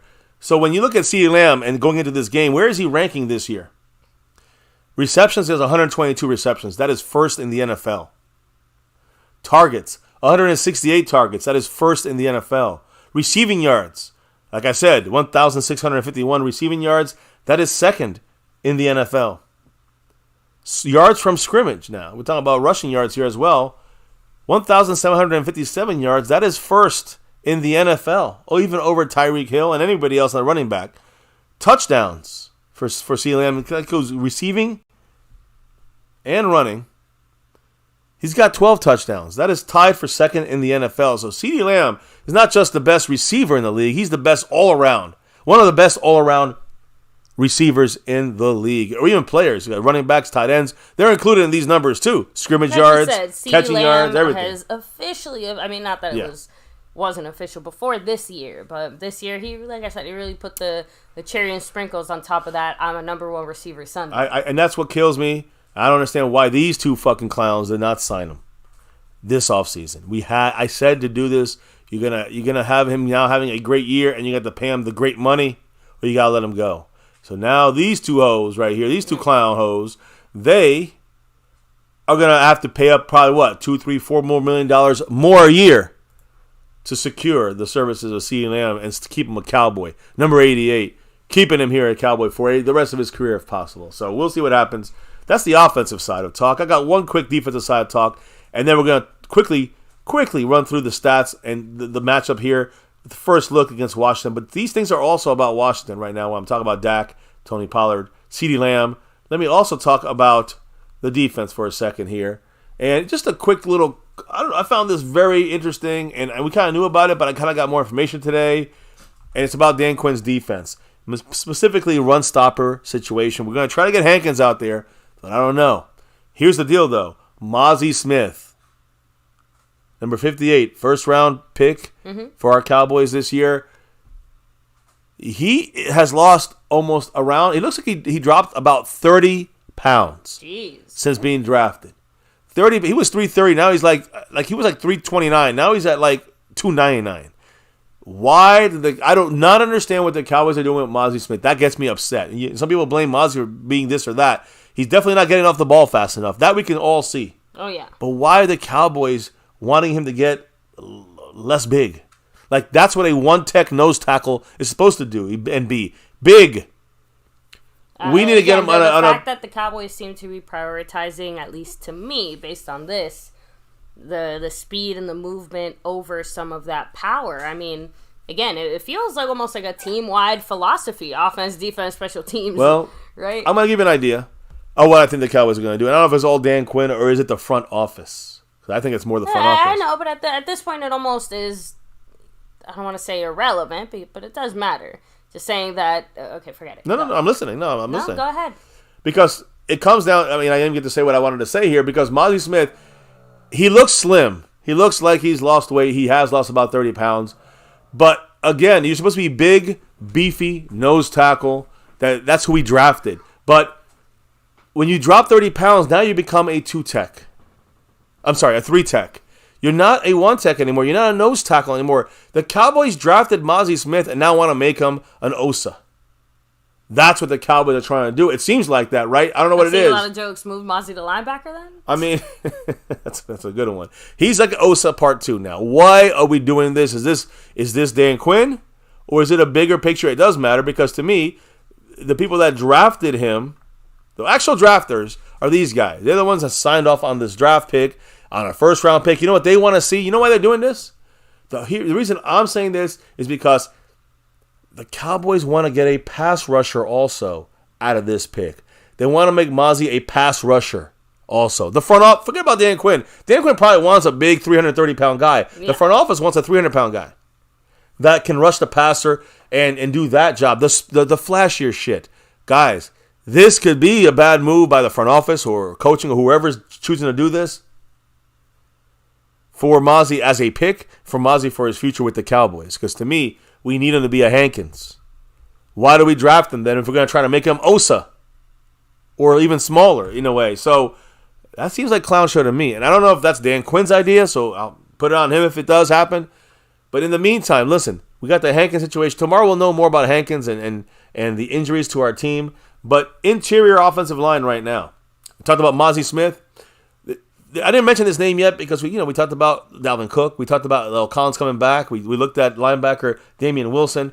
But there's another guy I don't even want to talk about too loud because I wanted to slip through the cracks. But I know our front office will probably not do this. I know the clown show will be clowning on this. There's a guy named Isaiah Buggs who was today released, or I don't know if he was released, but he split time with he's leaving the Detroit Lions today.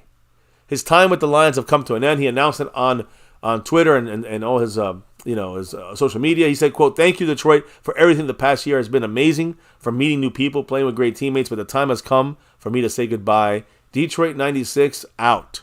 So number 96, Isaiah Buggs, a one-tech nose tackle who even a lot of Detroit Lion fans are surprised that the Lions released him. He's number one. Let me just say this. He's better than Carl Davis Jr. So you want to improve that side of things? You want to use Carl Davis and to keep elevating him? Cut Carl Davis and pick up Isaiah Buggs. That's a huge improvement right there, guys. A lot of people in Detroit don't understand why he was released. I don't either. He's a really big body. Something that Mozzie is not anymore. Big body. He is sneakily quick for his size, and he is hard to move out of the space. That is Jonathan Hankins, basically, right? So Isaiah Buggs, I hope this front office isn't clowny. I hope Dan Quinn kind of wants someone like Isaiah Buggs, a true Hankins depth replacement piece. You want to make a run at things? You want to be sure if Hankins, you're not sure. He goes down, the game's over, guys. We're not stopping the run. So you want to get on Isaiah Buggs on this team. This is over Dalvin Cook and over Lael Collins. This would be the big shake-up pick to me to really, truly help us going into the playoffs for depth and even for some help and runs. So you take out Osa sometimes and put in Buggs in there and line up Hankins and Isaiah Buggs to stop the run. Mm-hmm. You can't run inside at that point on us with both those guys in there. They don't move. They don't get moved, those guys. So to me, it's a no-brainer. I would put a waiver claim for him. I don't know what he's getting paid, but he's been released. He's been cut. He left. Guess what? Come to Dallas. Isaiah Buggs, I'm looking for you here. I'm looking for him. So Dan Quinn, push the front office. And let's get this guy, who I don't know why was cut or released or parted ways with Detroit, but I want him here in Dallas if we can do that. By the way, with this Dan Quinn defense, number 26 hasn't been doing anything lately, DaRon Bland. But, we talked about Micah being the MVP. He's currently the leader for MVP. Mm-hmm. DaRon Bland's like third on the list as MVP, as the defensive player of the year. DaRon Bland is third. I think Micah's first. I think DaRon Bland is third or fourth on the list. Among all cornerbacks this year, though, should he be? Everyone's like, he should get MVP because he has the record. Among cornerbacks, he ranks 10th in tackles, which is pretty solid right there. 11th in lowest completion rate. He's 6th in pass breakups. He's 4th in lowest passer rating allowed in the NFL right now. He is, of course, first with the most interceptions, 8. That's 2 more than the next guy. And he's first, of course, in pick sixes in the NFL. He's the NFL record holder in the season as well, obviously. So with that kind of resume, damn, he should be. Maybe not just the defensive player of the year, but maybe MVP as well. Who knows, right? Again, I don't think he should get it. It's a different kind of position where you don't have to, you have to kind of put in stuff every single week, and Bland has not put in anything the last 5 weeks. So, I think that talk is over, even though there's some really great numbers coming from Bland, even with the poor ending to the season he's had so far. So, Jared Jones said if it doesn't work out, it was a Dan Quinn move. I don't know whose move it is. I say it's worth it working out or not. It's worth taking a chance. If it don't work out, I'm not going to blame anyone for that. I'm saying good job giving it a try. Isaiah Buggs, come on down. You're now our new one tech, not Mozzie, when Hankins is hurt or injured or banged up or he needs a spell. He needs a breather. So when you look at this game, baby, and you look at the Washington Commies here, all right, and, we can let's put Snyder on the other side. There you go. Here's how they rank when it comes to, the stats against each other here, okay? The Cowboys are third best in the NFL in scoring, 29.4 points per game. They are 32nd. They're the worst in allowing points. They allow 30 points a game. We score 29.4. So what does that mean? We should hit fucking 30 points against Washington this game. Yeah. No diggity, no doubt. What about their offense? Washington, they're averaging 19.9 points per game. That is 23rd in the NFL. Our defense is only allowing 19.1 points per game. A little less, right? It's about the 9. So Washington should not even come close to scoring more than 19 points in this game. It should be 30 to 19, if you look at these numbers. But they are 23rd when it comes to offensive scoring points there. 23rd in the league. Not very good. They're in the 30s and the 20s on offense and defense. Takeaway differential. The Cowboys have +8 We are 7th in the NFL. They are negative 12 on different. They do not get turnovers, but they give up the ball all the time. They're in the negative 12 side of things. That's 32nd in the NFL. They are the worst at turnover differential. They're the worst at allowing points per game. You get a feeling here we should never lose this game. Passing yards. We are 4th on offense in passing yards. Their pass defense, 31st in the NFL, guys. Almost the worst. I mean, they allow the most passing touchdowns, second most yardage in the air, and the most points allowed. And they're the worst at takeaway differential. What else do we have to do we got to destroy these motherfuckers. You understand me?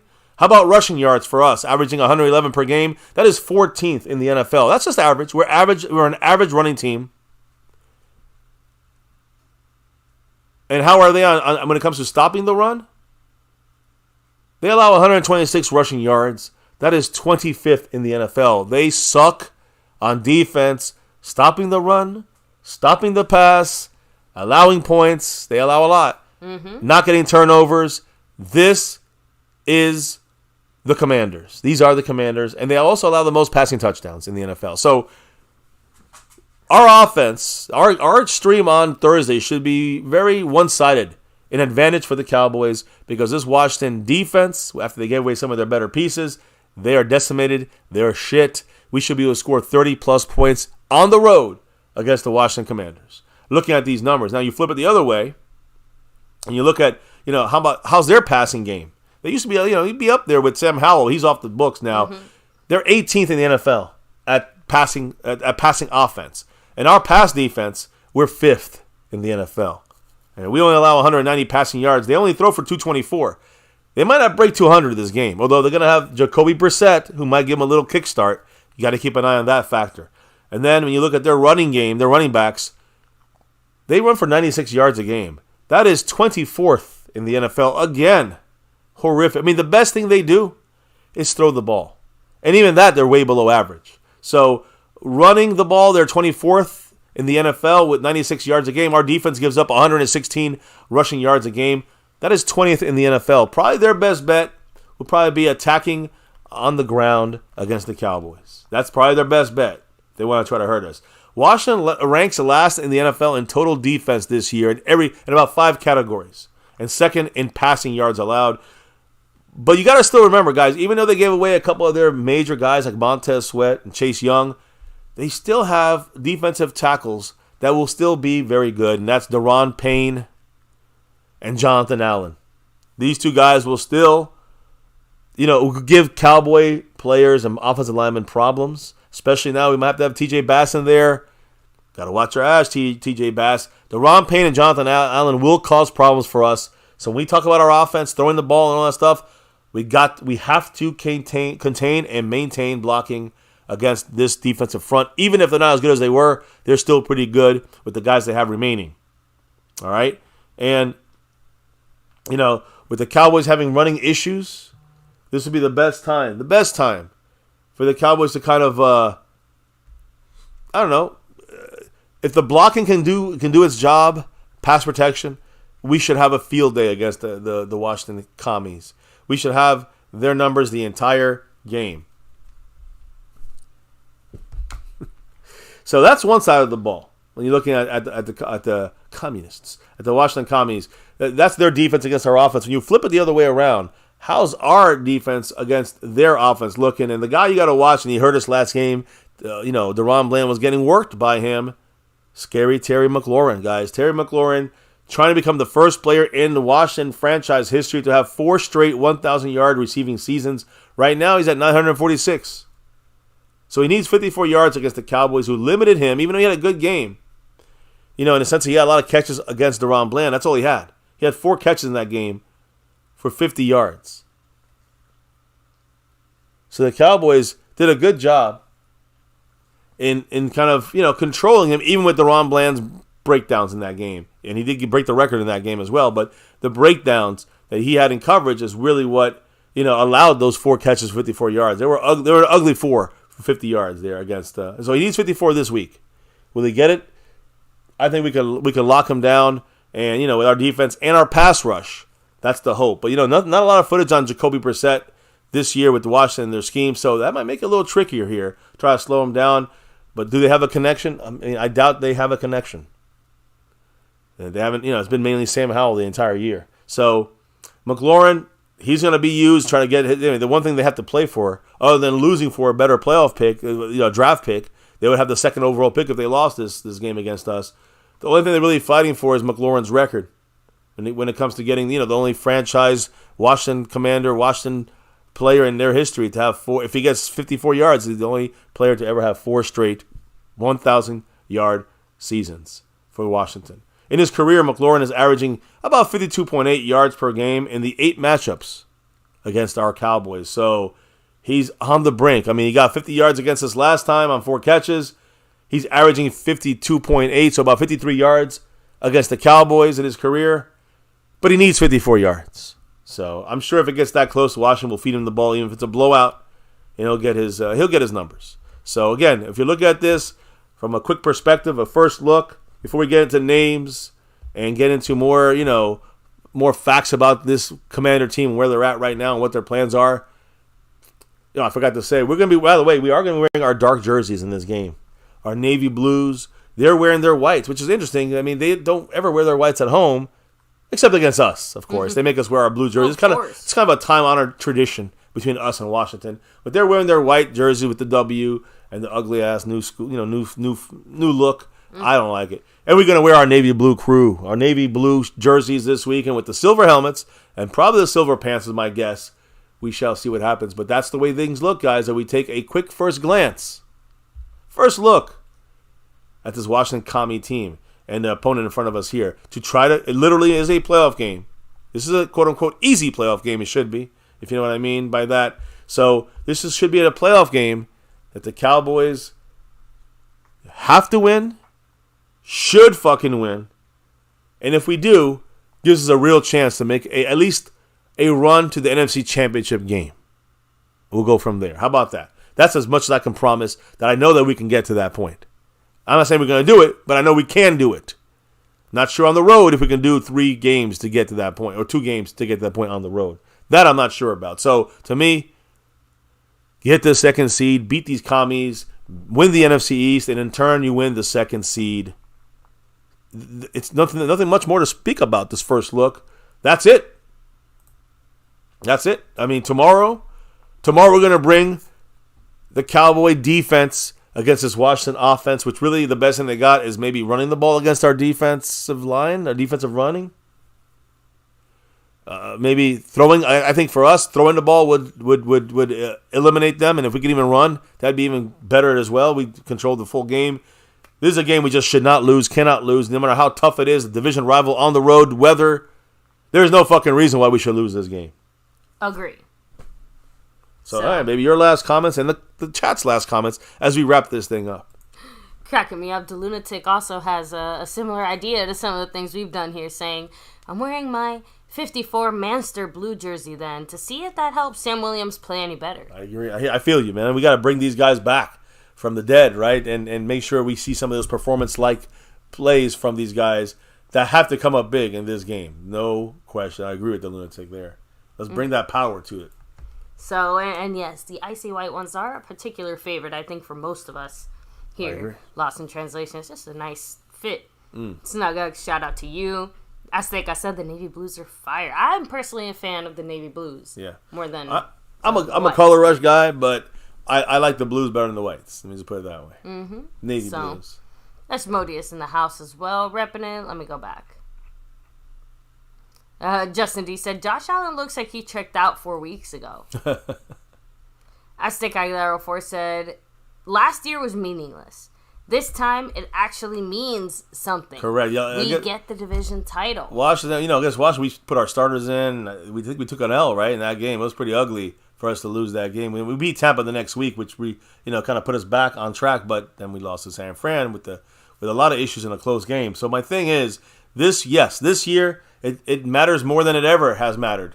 When you want that second seed, it does remind me to 1993, when the Cowboys, I guess it was January 1994, when the Cowboys and Emmitt Smith won that game against the Giants for the first seed. Instead of the fifth seed or the fourth seed, we got the first seed. That made the difference. We got a bye week.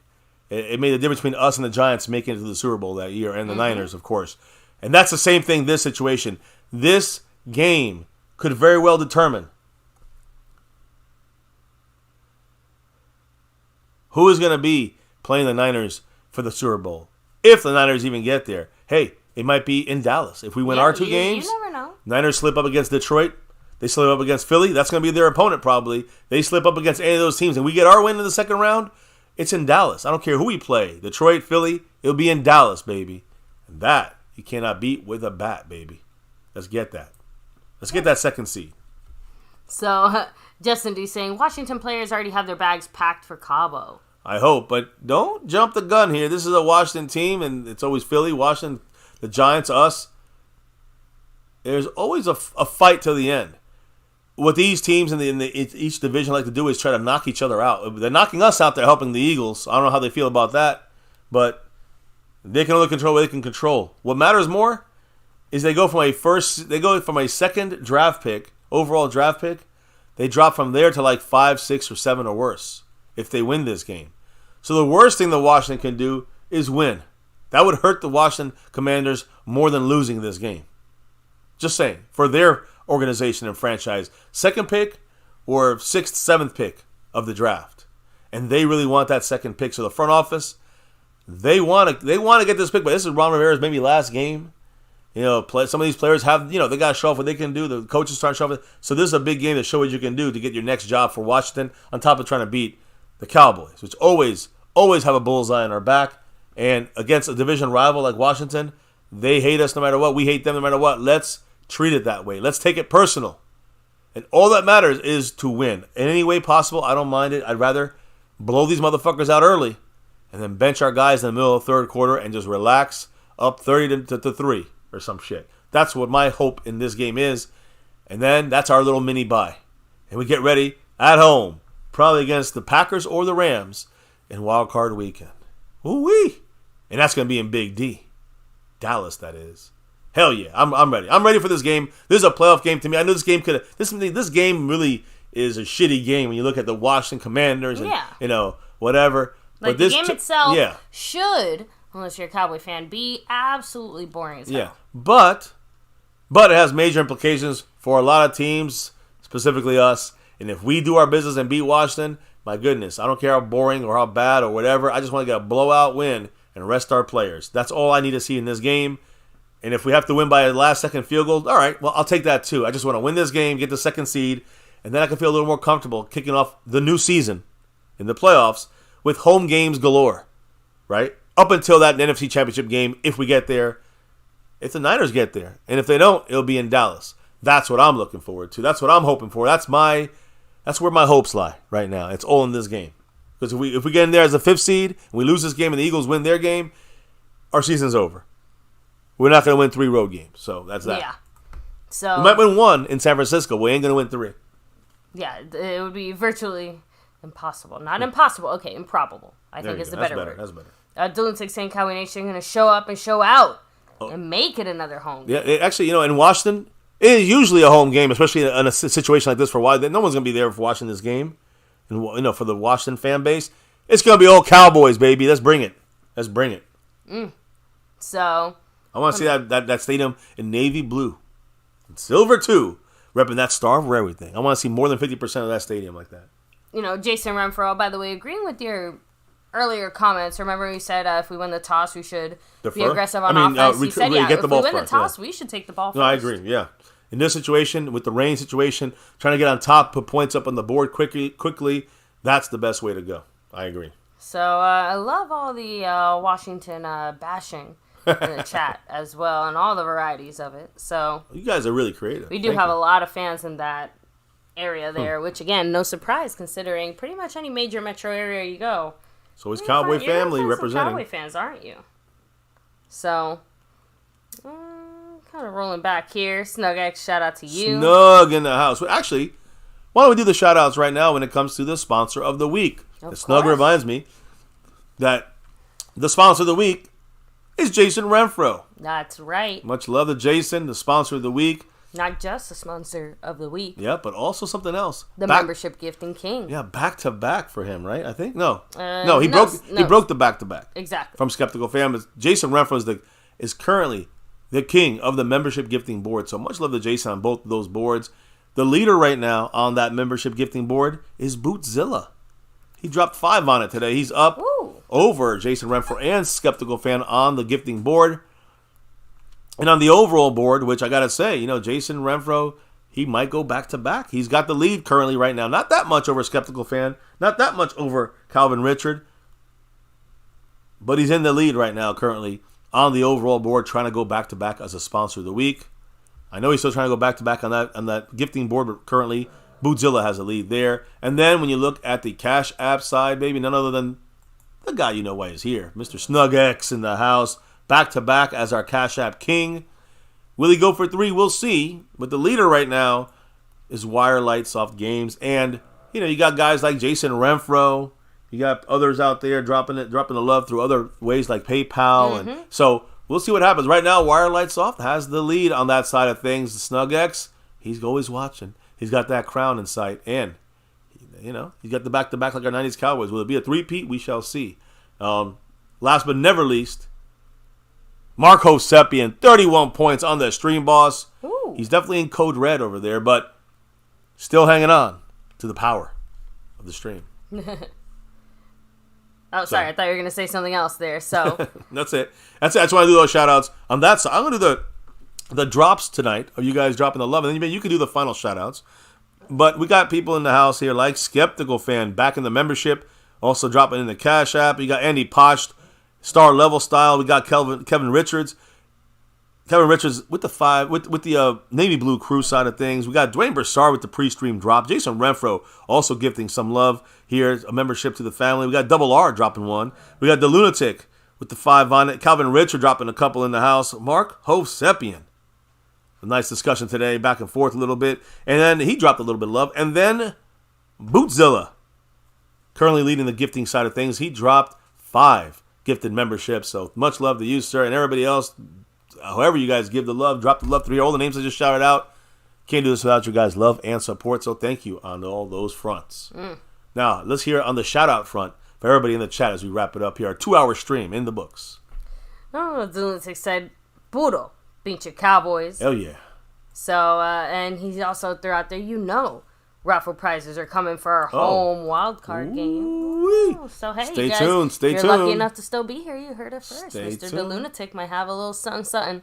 Another The Lunatic raffle coming up. You just don't know. Thank you, The Lunatic. We might backtrack some of it to make sure we get everybody who's dropping. If you drop a little earlier, we'll see. But yes, much love. And again, you remember the last one we had here, right? Oh shit! What was that? Oh shit! Wait, what? What was that? Oh shit! What? That was against the Eagles. But what was that for? Okay. Anyway, I'll stop right there.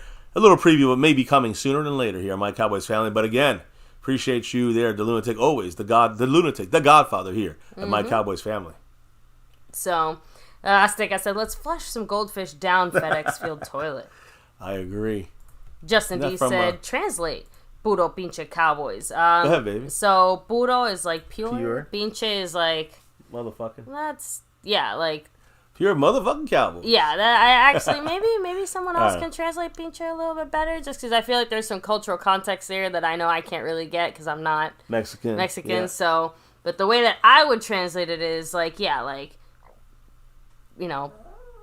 pure motherfucking Cowboys, I guess. Yeah. I don't know. Pure fucking Cowboys. It means something a little different in Spanish.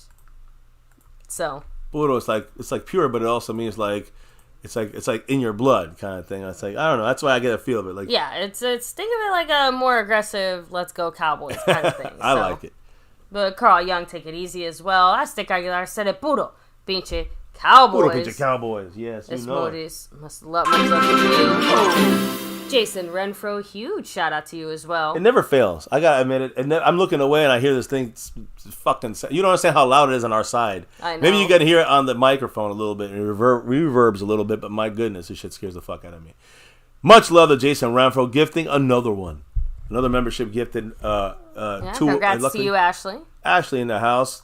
Much love to you, Ashley Piggott and Go Cowboys. Appreciate it. And much appreciation, much love to the man, Jason Renfro, who's now gifted 3. So we got 5 gifted memberships from Bootzilla. He's in the lead. Jason Renfro with 3 gifted memberships and in first place on the overall board, but gifted memberships there. And Skeptical Van in third with 1 gifted membership. Much love to all you guys for repping it here with us and giving the love back to the channel, to the chat, to the family. So anyway, I don't know if you shouted everyone out. No, still need to do some shout-outs. Let's do them shout-outs. Asmodeus. Do the shout-outs, but also everybody. Remember to drop those emojis like you're seeing in the chat by Jason Renfro. Drop all those anti-Washington emojis. Anyways, go ahead, baby. I'm sorry. No, good. Justin D. We have Dirty South. Lost in Translation. Snug X. Snug. We know what I say. Pioneer. Drums and Cowboys. Jirra Jones. House Nelson. Xavier Hidalgo. NDM Boogie. Trying to go back. Jirra Jones. Always love Jirra in the house. Cowboy 5 Rings. House Nelson. Moon Santa's Pale Moon. Justin D. Bad Intentions. Pretty much every single person here chilling, hanging with us. That's about as far back as I can go. Baby, do you know why we do this each and every night here in My Cowboys Family? It's that navy blue. That silver too. And that star over everything. You know it. Win, lose, or draw, good, bad, or ugly. Here on this channel, we always rep that star over everything. And here, for 6 years and a half, plus, officially now, here on My Cowboys Family, here on YouTube, never forget the number one thing here, now, and forever. As always, go Cowboys. Let's get that 6 and beyond. Starting by getting that number 2, that 2nd seed, by getting this win. This one win this weekend. You get that 2nd seed, home games. Let's go, baby. Thank you all for rocking it and dropping your knowledge in the chat all night long. All night.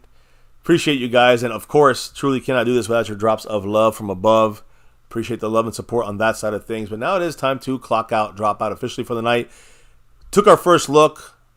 Tomorrow we take a deep dive on this Washington offense and what we're going to have to match up with them, how we match up with them, and what kind of players they got back there we got to watch out for in this game. We got a little preview in Thanksgiving. We're going to dive a little deeper here tomorrow on My Cowboys Family versus our defense, of course. Oh, yeah, it's defense time tomorrow for us.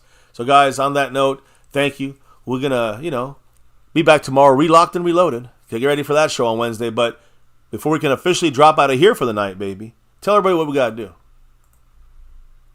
We got to drop the beat.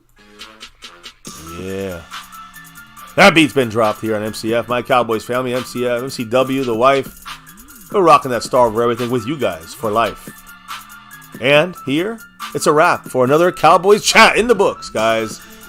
Yes, the Washington Commies there, but a check mark over Lael Collins, some depth on the practice squad. That's all he is. Depth, break in case of emergency, maybe in 2 or 3 weeks. And Dalvin Cook, running back, question mark? Yeah, probably not going to happen with Jerry, though, sneaking around, looking around, but you never know, I guess. The rest of the team is getting ready in their navy blues to face some of that crimson red of Washington in their house. It's coming. We broke it down a little first look. Tomorrow we break down our defense versus their offense. I can't wait. Right here on MCF. You know the deal. It's always about that navy blue, that silver too. That star over everything. Never, ever forget the number one thing here on My Cowboys Family. Much love to everyone in the house watching. Hit that like for the stream, subscribing to the channel. Make sure you hit that bell and put it to all videos when it comes to notifications. Also follow us at My Cowboys Family, pretty much on all social media, X, Twitter, etc. And of course, there's that Discord thing going on. Join that. But on top of all of that, guys, have a good night. Stay safe. Rep that star over everything, and never ever forget. Go Cowboys!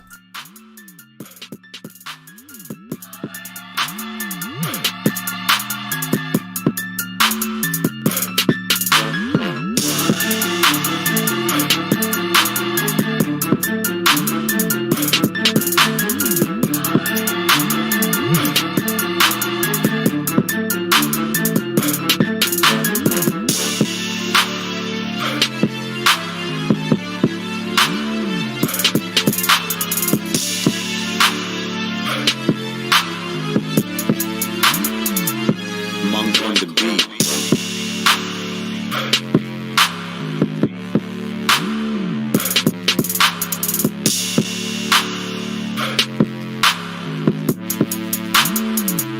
Monk on the beat.